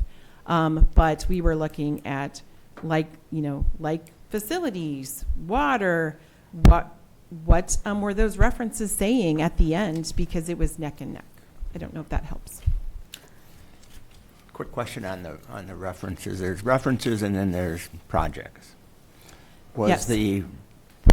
Let's be blunt, was the reference in question here that switched basically the order listed as a reference or a project? It was listed as a project. Project, so they did not list it as a reference. There's projects and there's references in the booklets for both. We called both companies, picked projects and references. Okay. And that was part of the RFP that we That's might do that? Right. Mm-hmm. Okay. So I might not understand correctly what you have just said, Sherry. So let's say take the references. So there's an RFQ that happened first. Mm-hmm. And in the RFQ, there is a section for reference. But because early on in the process, there's 12 companies, that's a lot of reference to check. And so the committee decided to not do that part in the RFQ, correct? And then move on to the RFP. Right. Is there a section for reference in the RFP? At the end. It's so at the end. So let's say if the committee was to take in consideration of taking references during the RFQ, would you say the reference would score the same at that time? No. It would not score the same, even though it's the same question being asked? I guess I don't understand, maybe. So those references would, score the same, you mean?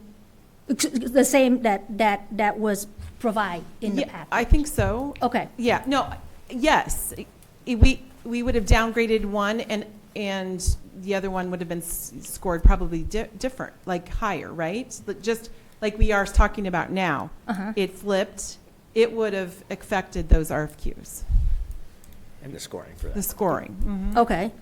So just based on the scoring that provided to us in the package, I did some tabling just for my own visualization. So if we just looking at the scoring table and using that to award the project to the contractor, if we're looking at, because 1 is best and then 5 is the low, 1 is the highest and 5 is the lowest, right? So 1 is, we prefer 1 over 5. So we would want to award a company that scored more 1 than other number. Yes. Right? If we look at the table, Myron scored it 5-1 and 2-2. Russell scored it 2-1 and 5-2. So if we just merely using scoring number to pick the contractor, wouldn't it make sense to go with the one that have a higher best scored? I guess I'd have to look at the table because I didn't quite follow what you were doing there. So you have the first on the bottom of the table that I provided. You've got the rankings there. Yep. So I got the ranking for item number 1, which is construction manager fee. Right, for that, item number 1, we have Myron, Russell, Mortensen, Henkel, Conlon. Item number 2, pre-construction service lump sum. We have Myron, Russell, Mortensen, Myron, Russell, Henkel, Mortensen, and then Conlon. For item number 3, which is phase service, we have Myron, Russell, Henkel, Conlon, and then Mortensen. For the interview, we have... Oh, I see what You, you're you, doing you now. see, I you what see you're how doing. I So- put the table? Yeah, so I couldn't figure out what you were talking about with items.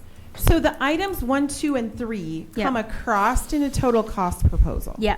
Then it gets divided by you have to divide, the formula is to divide, Kelly reminds me, it's the price they put forth by the lowest price. So then you go clear over to how that, and that's what I was talking about in scoring total after the cost proposals were applied, because they get 30 points if they were the lowest in that formula, and then they get a factor of points, which are assigned points out to the side. So you have to run the factor out of the division. So what you're looking at is item 1, 2, and 3. Mm-hmm. That's a total cost. Okay. You can't use those. You have to use the total cost. So if we use the total cost. So if you use total cost. Myron's still number 1. And Myron was first in that. And yep. Russell was Mhm. second. Yep. And Mortensen was third. Yes. Yes. And then you factor in the RFP and then the interview, right? Mm-hmm. On top was of that. first. Yep. So Yep. Myron, Russell, and then Mortensen. Those 3 companies still kind of neck to neck. Mm-hmm. And then you factor in the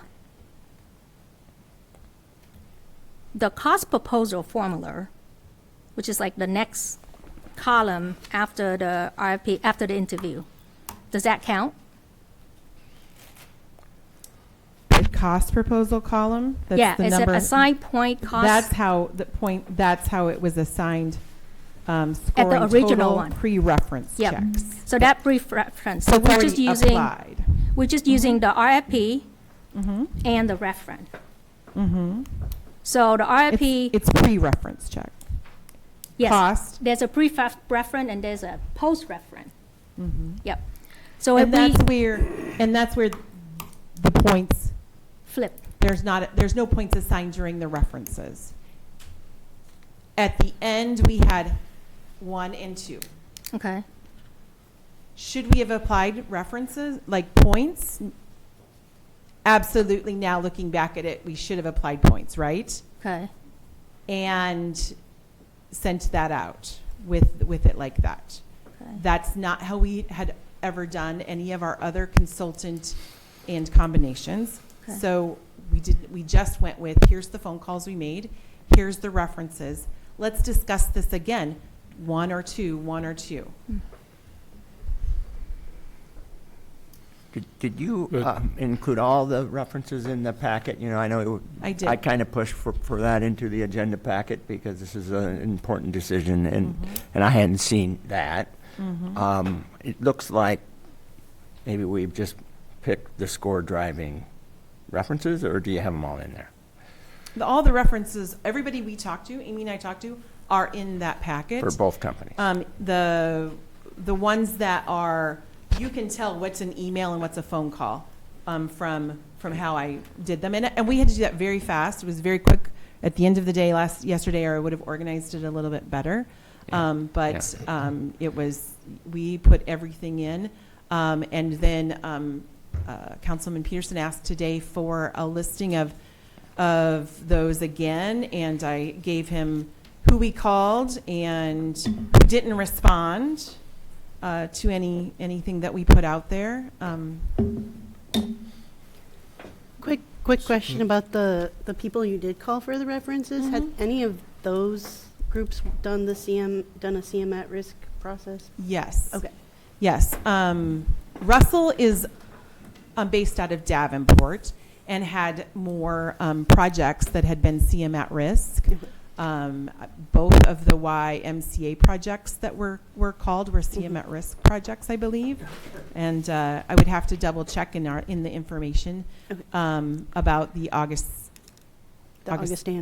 and Blackhawk College. Okay. And I think Blackhawk I'd also said have it wasn't. The University of Iowa had a project in there. I'd Okay. have to double check that as well. Yeah. Okay. The pool experience was an extremely important part of your whole process, correct? Yes. Yeah. An order of operations when you're building a pool is extremely important. Yeah. Yeah. So I'm looking, I mean, look at, you know, the chart and everything, that's in all static numbers, but that is not the entirety of the process. This is the chart information, the numbers we got are, in my mind, are only part of the entire process that you went through.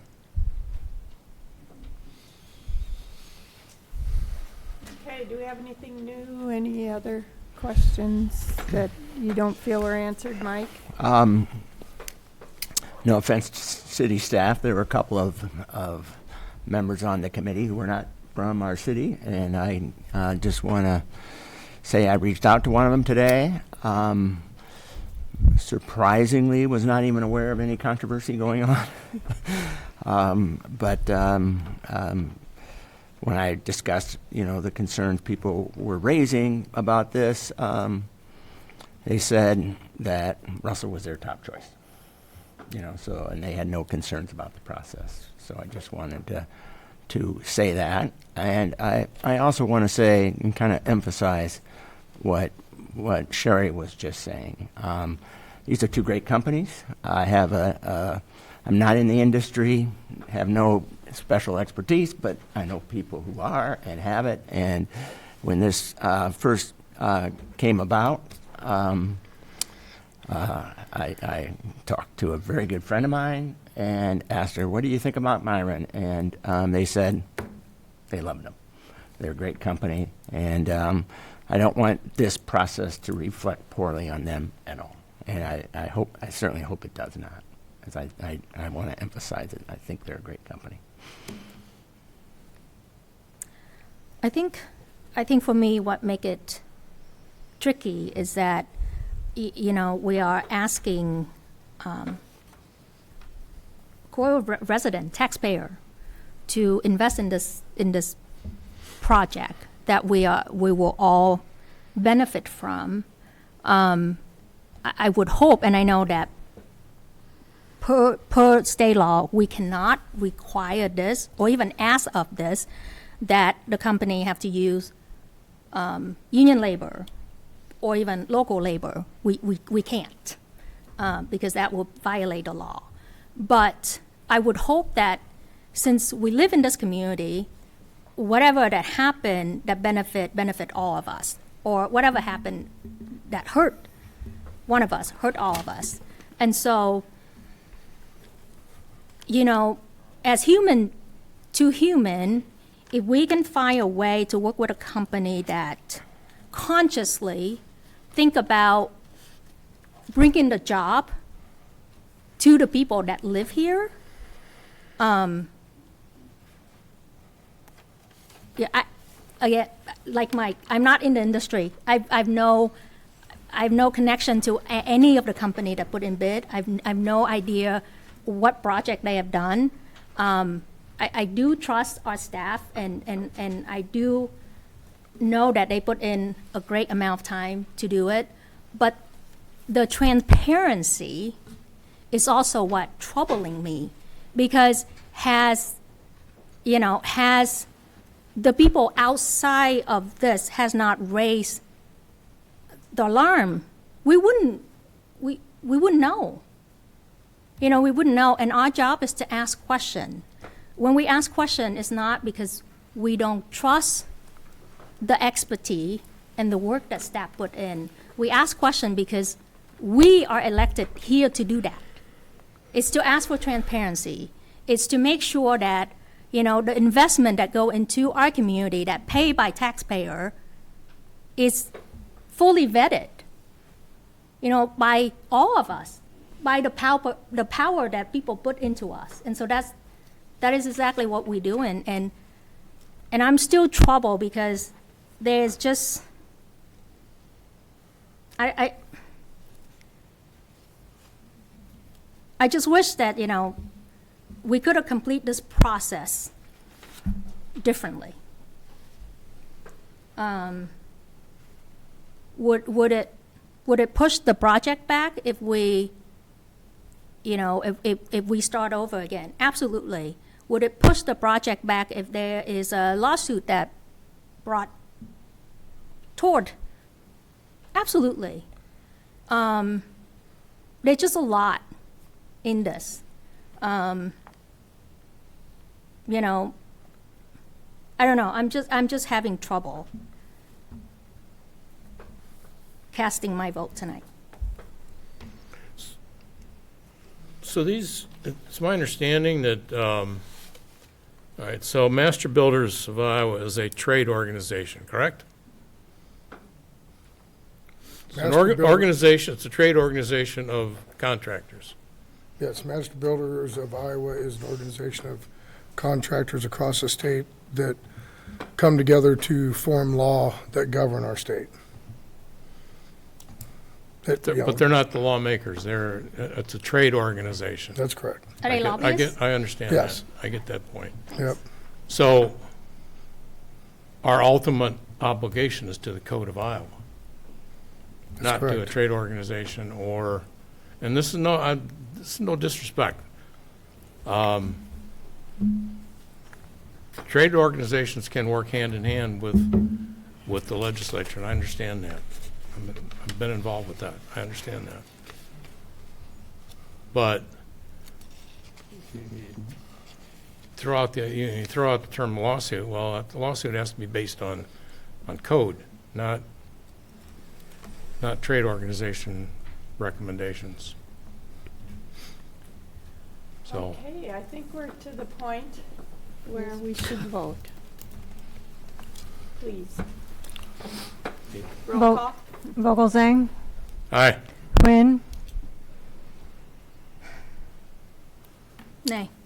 Peterson, Nay. Freeman, Nay. Knudson. Aye.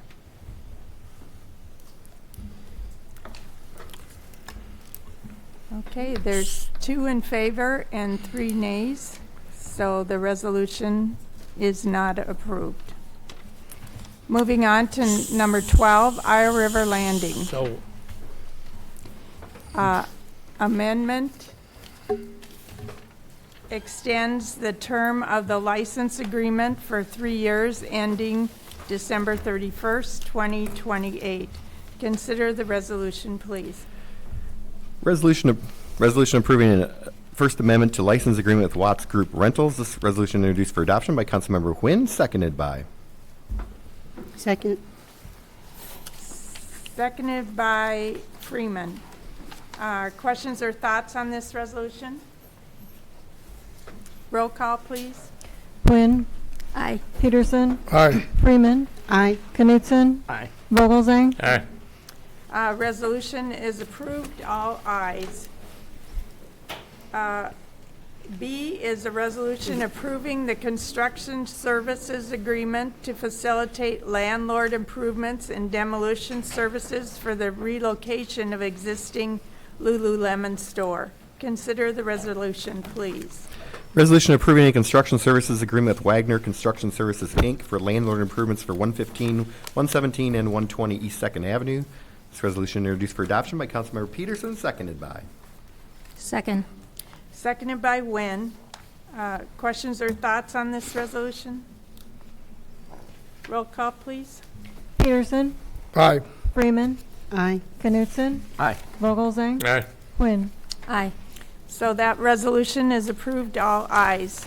And C, this ordinance adds language to the IRL parking ordinance that allows for enforcement of 15-minute zones with proper signage on public streets. Consider the ordinance, please. Ordinance number 2026-1001, an ordinance amending Chapter 69 of the Code of Ordinances of the City of Coralville as previously amended regarding parking regulations. This ordinance introduced first consideration by Councilmember Freeman, seconded by. Second. Seconded by Peterson. Questions or thoughts on this ordinance? Roll call, please. Freeman, Aye. Knudson, Aye. Vogelzang, Aye. Huynh, Aye. Peterson. Aye. That ordinance is approved, all ayes. Next, number 13, Length of Service Award Program.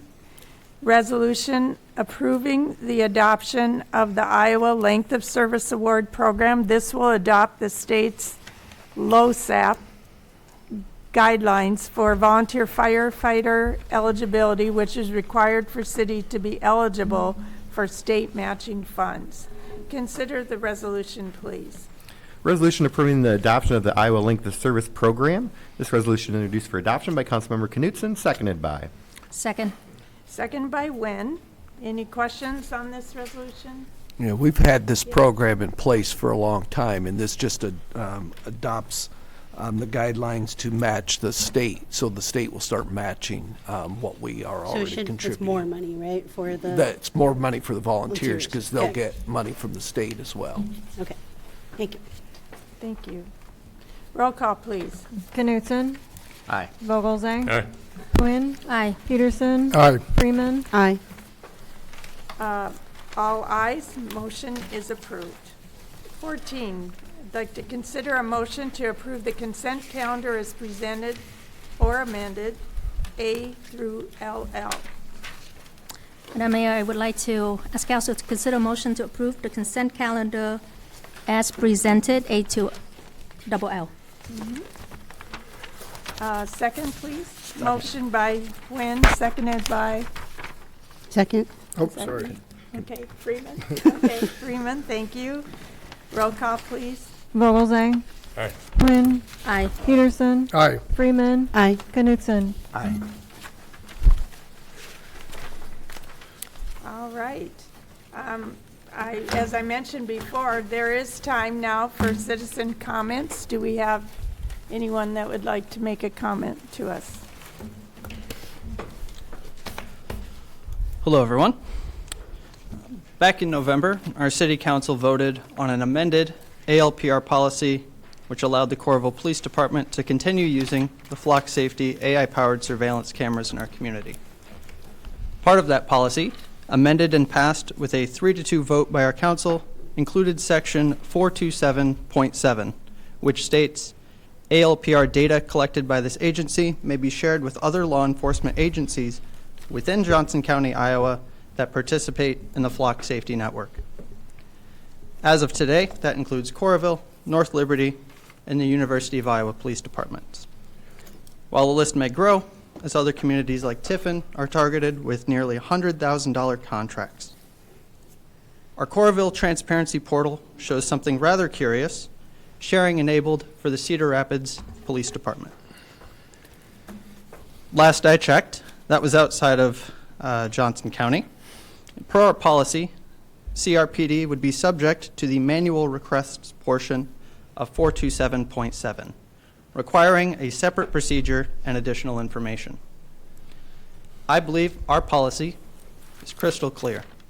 The council intended to limit sharing to agencies in Johnson County accepting manual requests.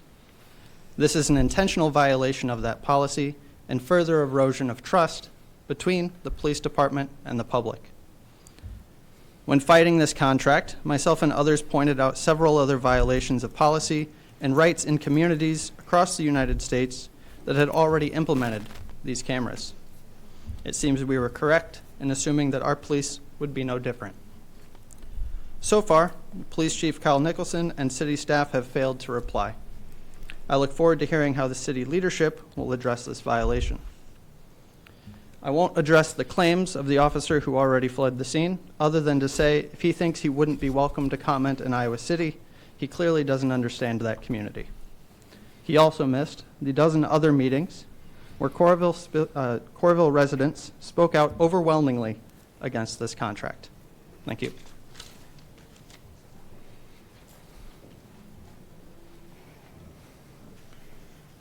Good evening, members of City Council. My name is Dan Wohlers. I'm here to address the severe security and ethical risk posed by the flock safety cameras currently operating in our community. What I present to you today has no imagines or what-ifs.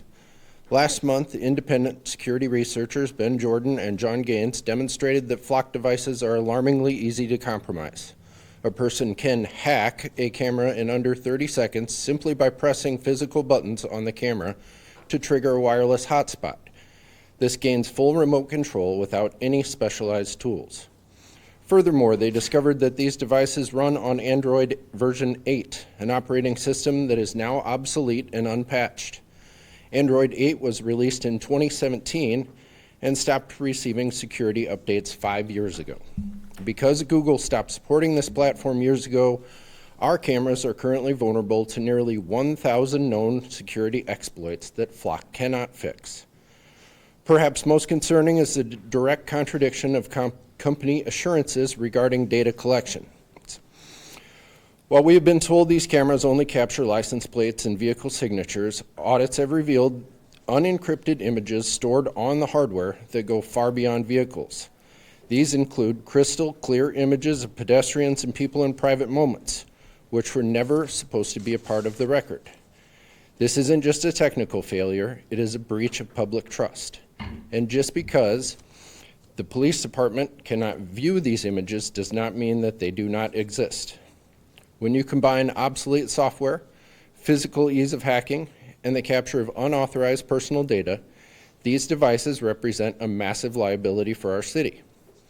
Finally, I am deeply concerned that this vast network of location data can be weaponized against the most vulnerable members of our community. Around the country, federal agencies like ICE have been documented using side door access through local police searches to target people for surveillance and deportation. By maintaining this system, we are creating a digital dragnet that risks facilitating the harassment and targeting of our residents. I urge the council to cancel our contract with Flock. Thank you.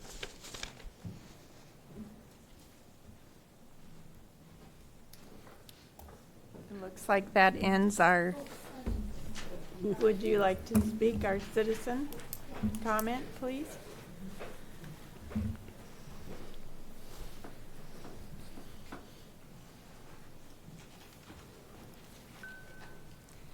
Hi, my name is Kayana Top, and I just wanted you to know that I'm a scared citizen. I'm worried about what's happened in Minnesota.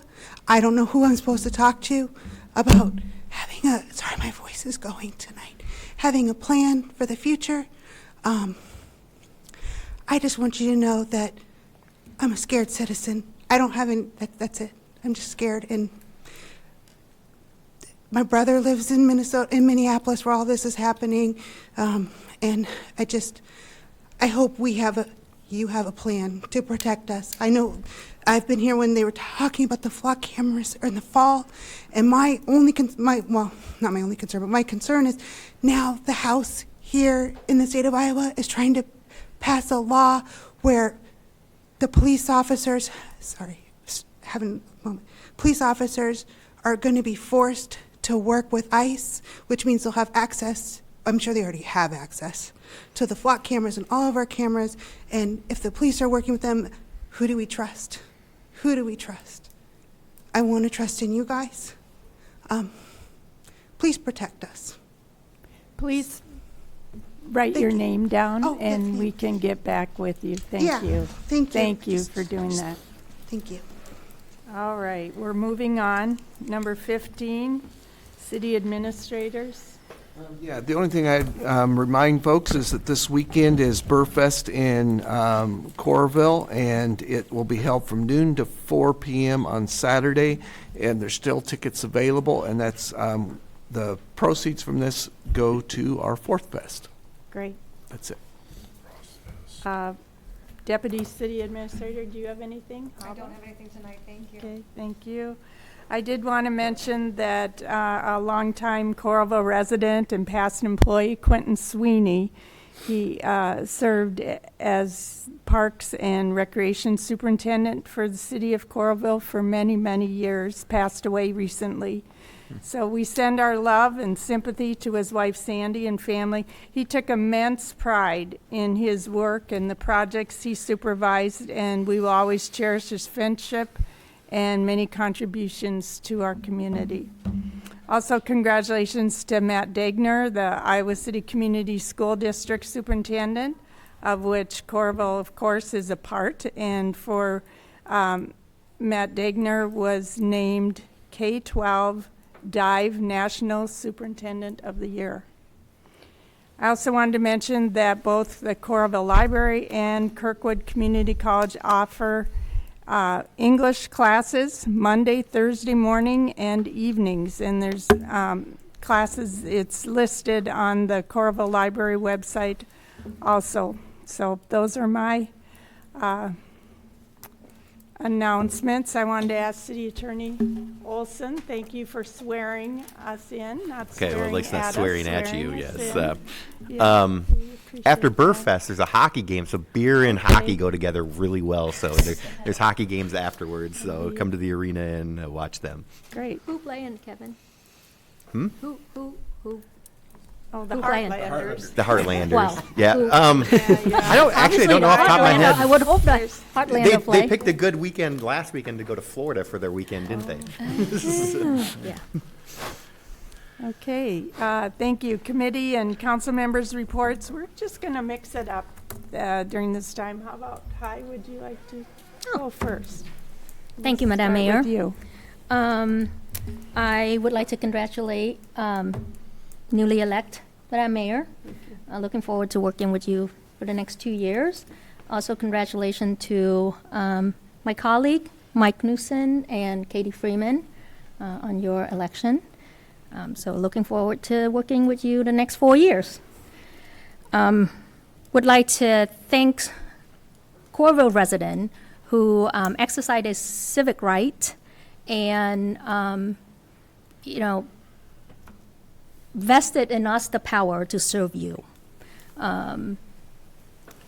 This is my third time, but only my second full term. So thank you for that opportunity. It's not easy.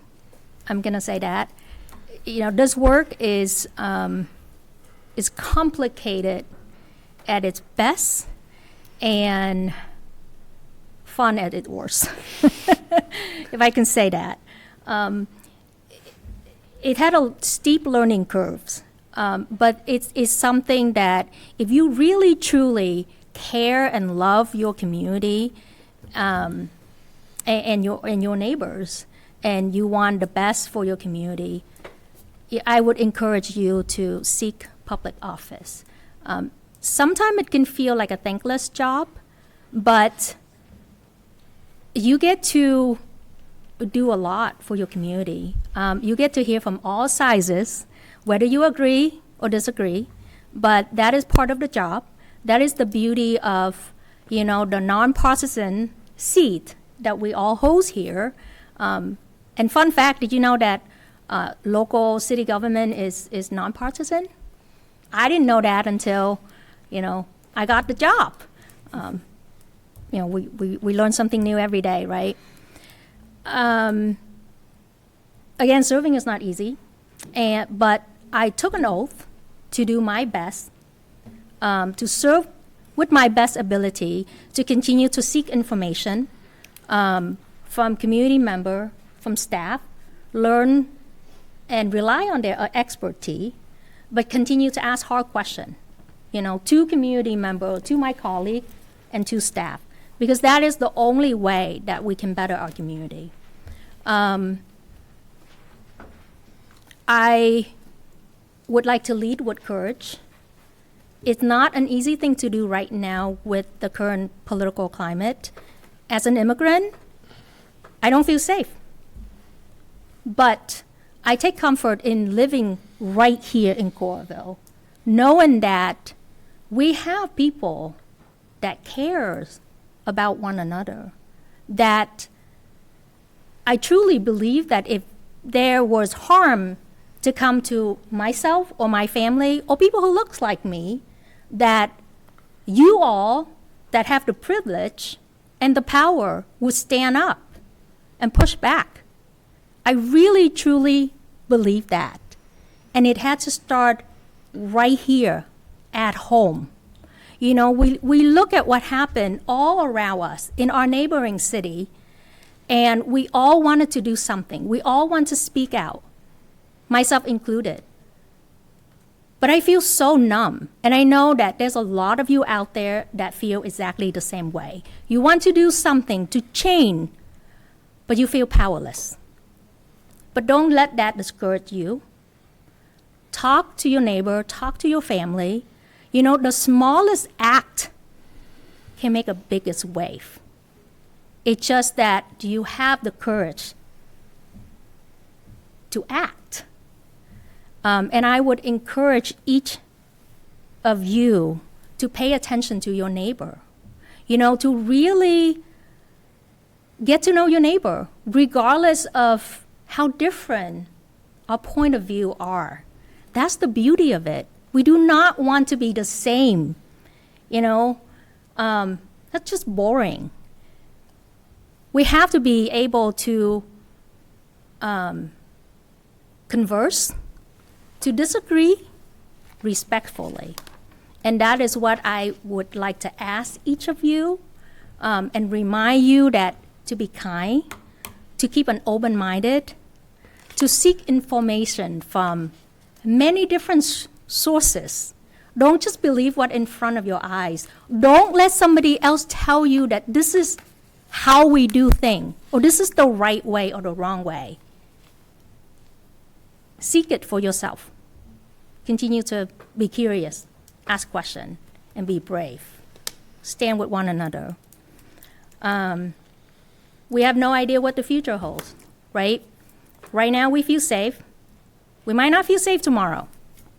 But again, please, link arms and keep each other safe. And we are here to serve you. I can't speak for my colleague. I'm terrible with emails. I'm going to admit that. If you email me and you've never gotten a reply, it's not because I ignore you. I just have a lot of email. And it takes a lot for me to craft an email without worrying about saying the wrong thing, you know, communicate the wrong information. I'm much better in person and on a phone call. So if you see me out somewhere, please say hello. If you need to chat more, I would respectfully ask that you respect my personal private life. I do have a family. I do have a full-time job. This is, they call it a side gig, I guess. But it's an honorable side gig that I am privileged to have. So thank you. Thank you. Councilmember Peterson. How do I follow that? Yeah, congratulations, Madam Mayor and my fellow city council members for your election. Look forward to working with you. My term for another 2 years. Thank you for the appointments, Madam Mayor, to the committees that I'll be serving on. I look forward to that. I've been serving on the one for since I got elected, so I enjoy that. Yeah, so a lot of what she said, right? Yeah, a lot of uncertainty. But a friend of mine, a constituent, asked me an odd question today, and you know, just in honor of her, I'm gonna put it out there. She wants us all to organize a day where we can all walk outside together and sing "We Are the World," so we could come together, right? So, I think that's what we need in this country, is just to realize what Mr. Gerhardt said as well earlier, is we're more alike than we are different, and come together and you know, all this hatred that's going on and stuff all around us, it really bothers me. I mean, I'm really taken back by all of it, and you know, everybody has different opinions on everything, but at the end of the day, we're all Americans. We are all neighbors and friends, and we need to start lifting each other up instead of pushing each other down. So that's all I have. Thank you. Councilmember Freeman. I was just thinking, congratulations. Congratulations. Thank you. Congratulations to you, Madam Mayor, and Mike, and hi. I look forward to learning a lot in this new role. And I did want to take a little bit of time. I wanted to start since the beginning of 2026, so today's the 27th, so in the last 27 days, 9 people have been killed by ICE in this country, and I would like to read their names. Alex Preddy, Renee Good, Keith Porter, Herber Sanchez Dominguez, Victor Manuel Diaz, Perde La, Luis Beltran, Yanez Cruz, Luis Gustavo Nunez Caceres, and Geraldo Lunas Campos. I don't want to say I'm with you. I'm scared too. I too belong to, a group that is being targeted right now by ICE and our government, and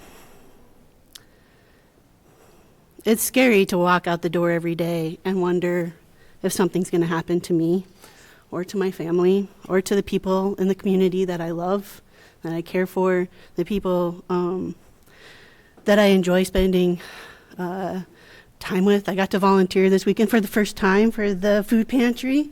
Went out and did deliveries with my spouse, and that felt amazing. I've also gone to Cedar Rapids on the first Tuesday and Wednesday of the month where they have immigration check-ins, and as a parent, especially standing there and seeing those children walk in and pray to God that they get to walk out and go home. And that's all to say we're all feeling a lot right now. We're all feeling very overwhelmed. And it's hard to believe that this is happening in our country and in our neighborhoods. And I think, though, what's brought me hope is watching Minneapolis and watching Chicago and seeing communities come together and protect one another organically and build it from the ground. And that's because we're built to take care of each other and be in community with each other. So I definitely second what Councilmember Huynh said, that we need to take care of each other. However, I do think, and I'm glad to see the examples in some of these communities and in communities much like our own, smaller communities in red states, where the elected officials from city council all the way up through the state, if they can, are finding creative ways to protect each other. And so I really hope that, and I'm excited to try to work together and find ways that not only just in giving of service, but in concrete actions. How can we protect people? Because people are scared and they're looking to us and other leaders. In this moment, though, I do have hope, because we're up here, we're having difficult conversations. People are coming to council meetings and letting us know, what they want to see from their city. And so I'm looking forward to the next 4 years and hoping that we can bring something good together. Thank you. Thank you. This side of the table. God, You can choose. you have more hair. Councilmember Knudson. Thank you, Madam Mayor, and thanks everybody for those very thoughtful comments. I'll reiterate the grave concerns we all have for what's going on in this country. I wrote a letter to the Cedar Rapids Gazette comparing Coralville to Minneapolis in many ways in terms of our foreign-born population, our African-American population, our left-leaning population, if you will, which is a concern for people in administration and puts you potentially as a target. And that was all before the most recent serious extrajudicial, completely unnecessary killing that we saw, that hopefully most of us have seen up there last weekend, which is horrifying. So I certainly want to do everything we can to support our community and theirs, continue to do that. On a completely different topic, I know we're going to talk about the budget. I want to thank staff for getting the conversation started last week. I want to reiterate something I said earlier, just so my feelings are are clear. We did not at all talk about Lost. And last fall or late winter or early winter, I guess, I agreed with the former mayor now at the time that I don't want to use all of that revenue for the rec center. I want to. I'll have a very difficult time supporting a budget that doesn't do more for affordable housing than we're currently doing. I don't want to monetize that right now, but I do want to figure out a way that to increase our relatively small support. Spoke to a former council member who asked about and discussed our social services budget, and he said we got to be more than North Liberty. Looked it up, and we're not. Our social services budget is less than North Liberty's. They have a beautiful budget, by the way. I'll probably share it with some of you. It's so easy to get and identify all the information where their general funds are spent. They spend 0.88% of their general fund budget on social services, and their projected increases from there. And this is just an opportunity to share our values. Affordable housing is certainly, I think, something all of us, or I think a majority of us, certainly support, and that would be a good starting point for a discussion as we work through this in the next 2 or 3 months. That's all I have. Thank you. Councilmember Volgazine. Just 2 things I just want to mention. Today is annual Holocaust Remembrance Day, which is a terrible thing to remember the tragedies of years that passed, but it's not something we ever should forget. On a brighter note, this weekend, this Saturday, is Frost Fest, sponsored by Parks and Rec Department. It's at St. Morrison Park this Saturday from 10 o'clock to 2 o'clock, and there will be indoor activities and outdoor activities, so fun for all. So get out and bring your coat, but enjoy. And that is all. Thank Do you you. know what time, Rich? What time? 10 o'clock to 2 o'clock. Thank you. Great. Bring your lunch. Will do. Okay, thank you. Motion to adjourn, please. So moved. Second. Okay. Moved by Knudson, seconded by Peterson. And roll call, please. All in favor? We can do all in favor. Aye. Aye.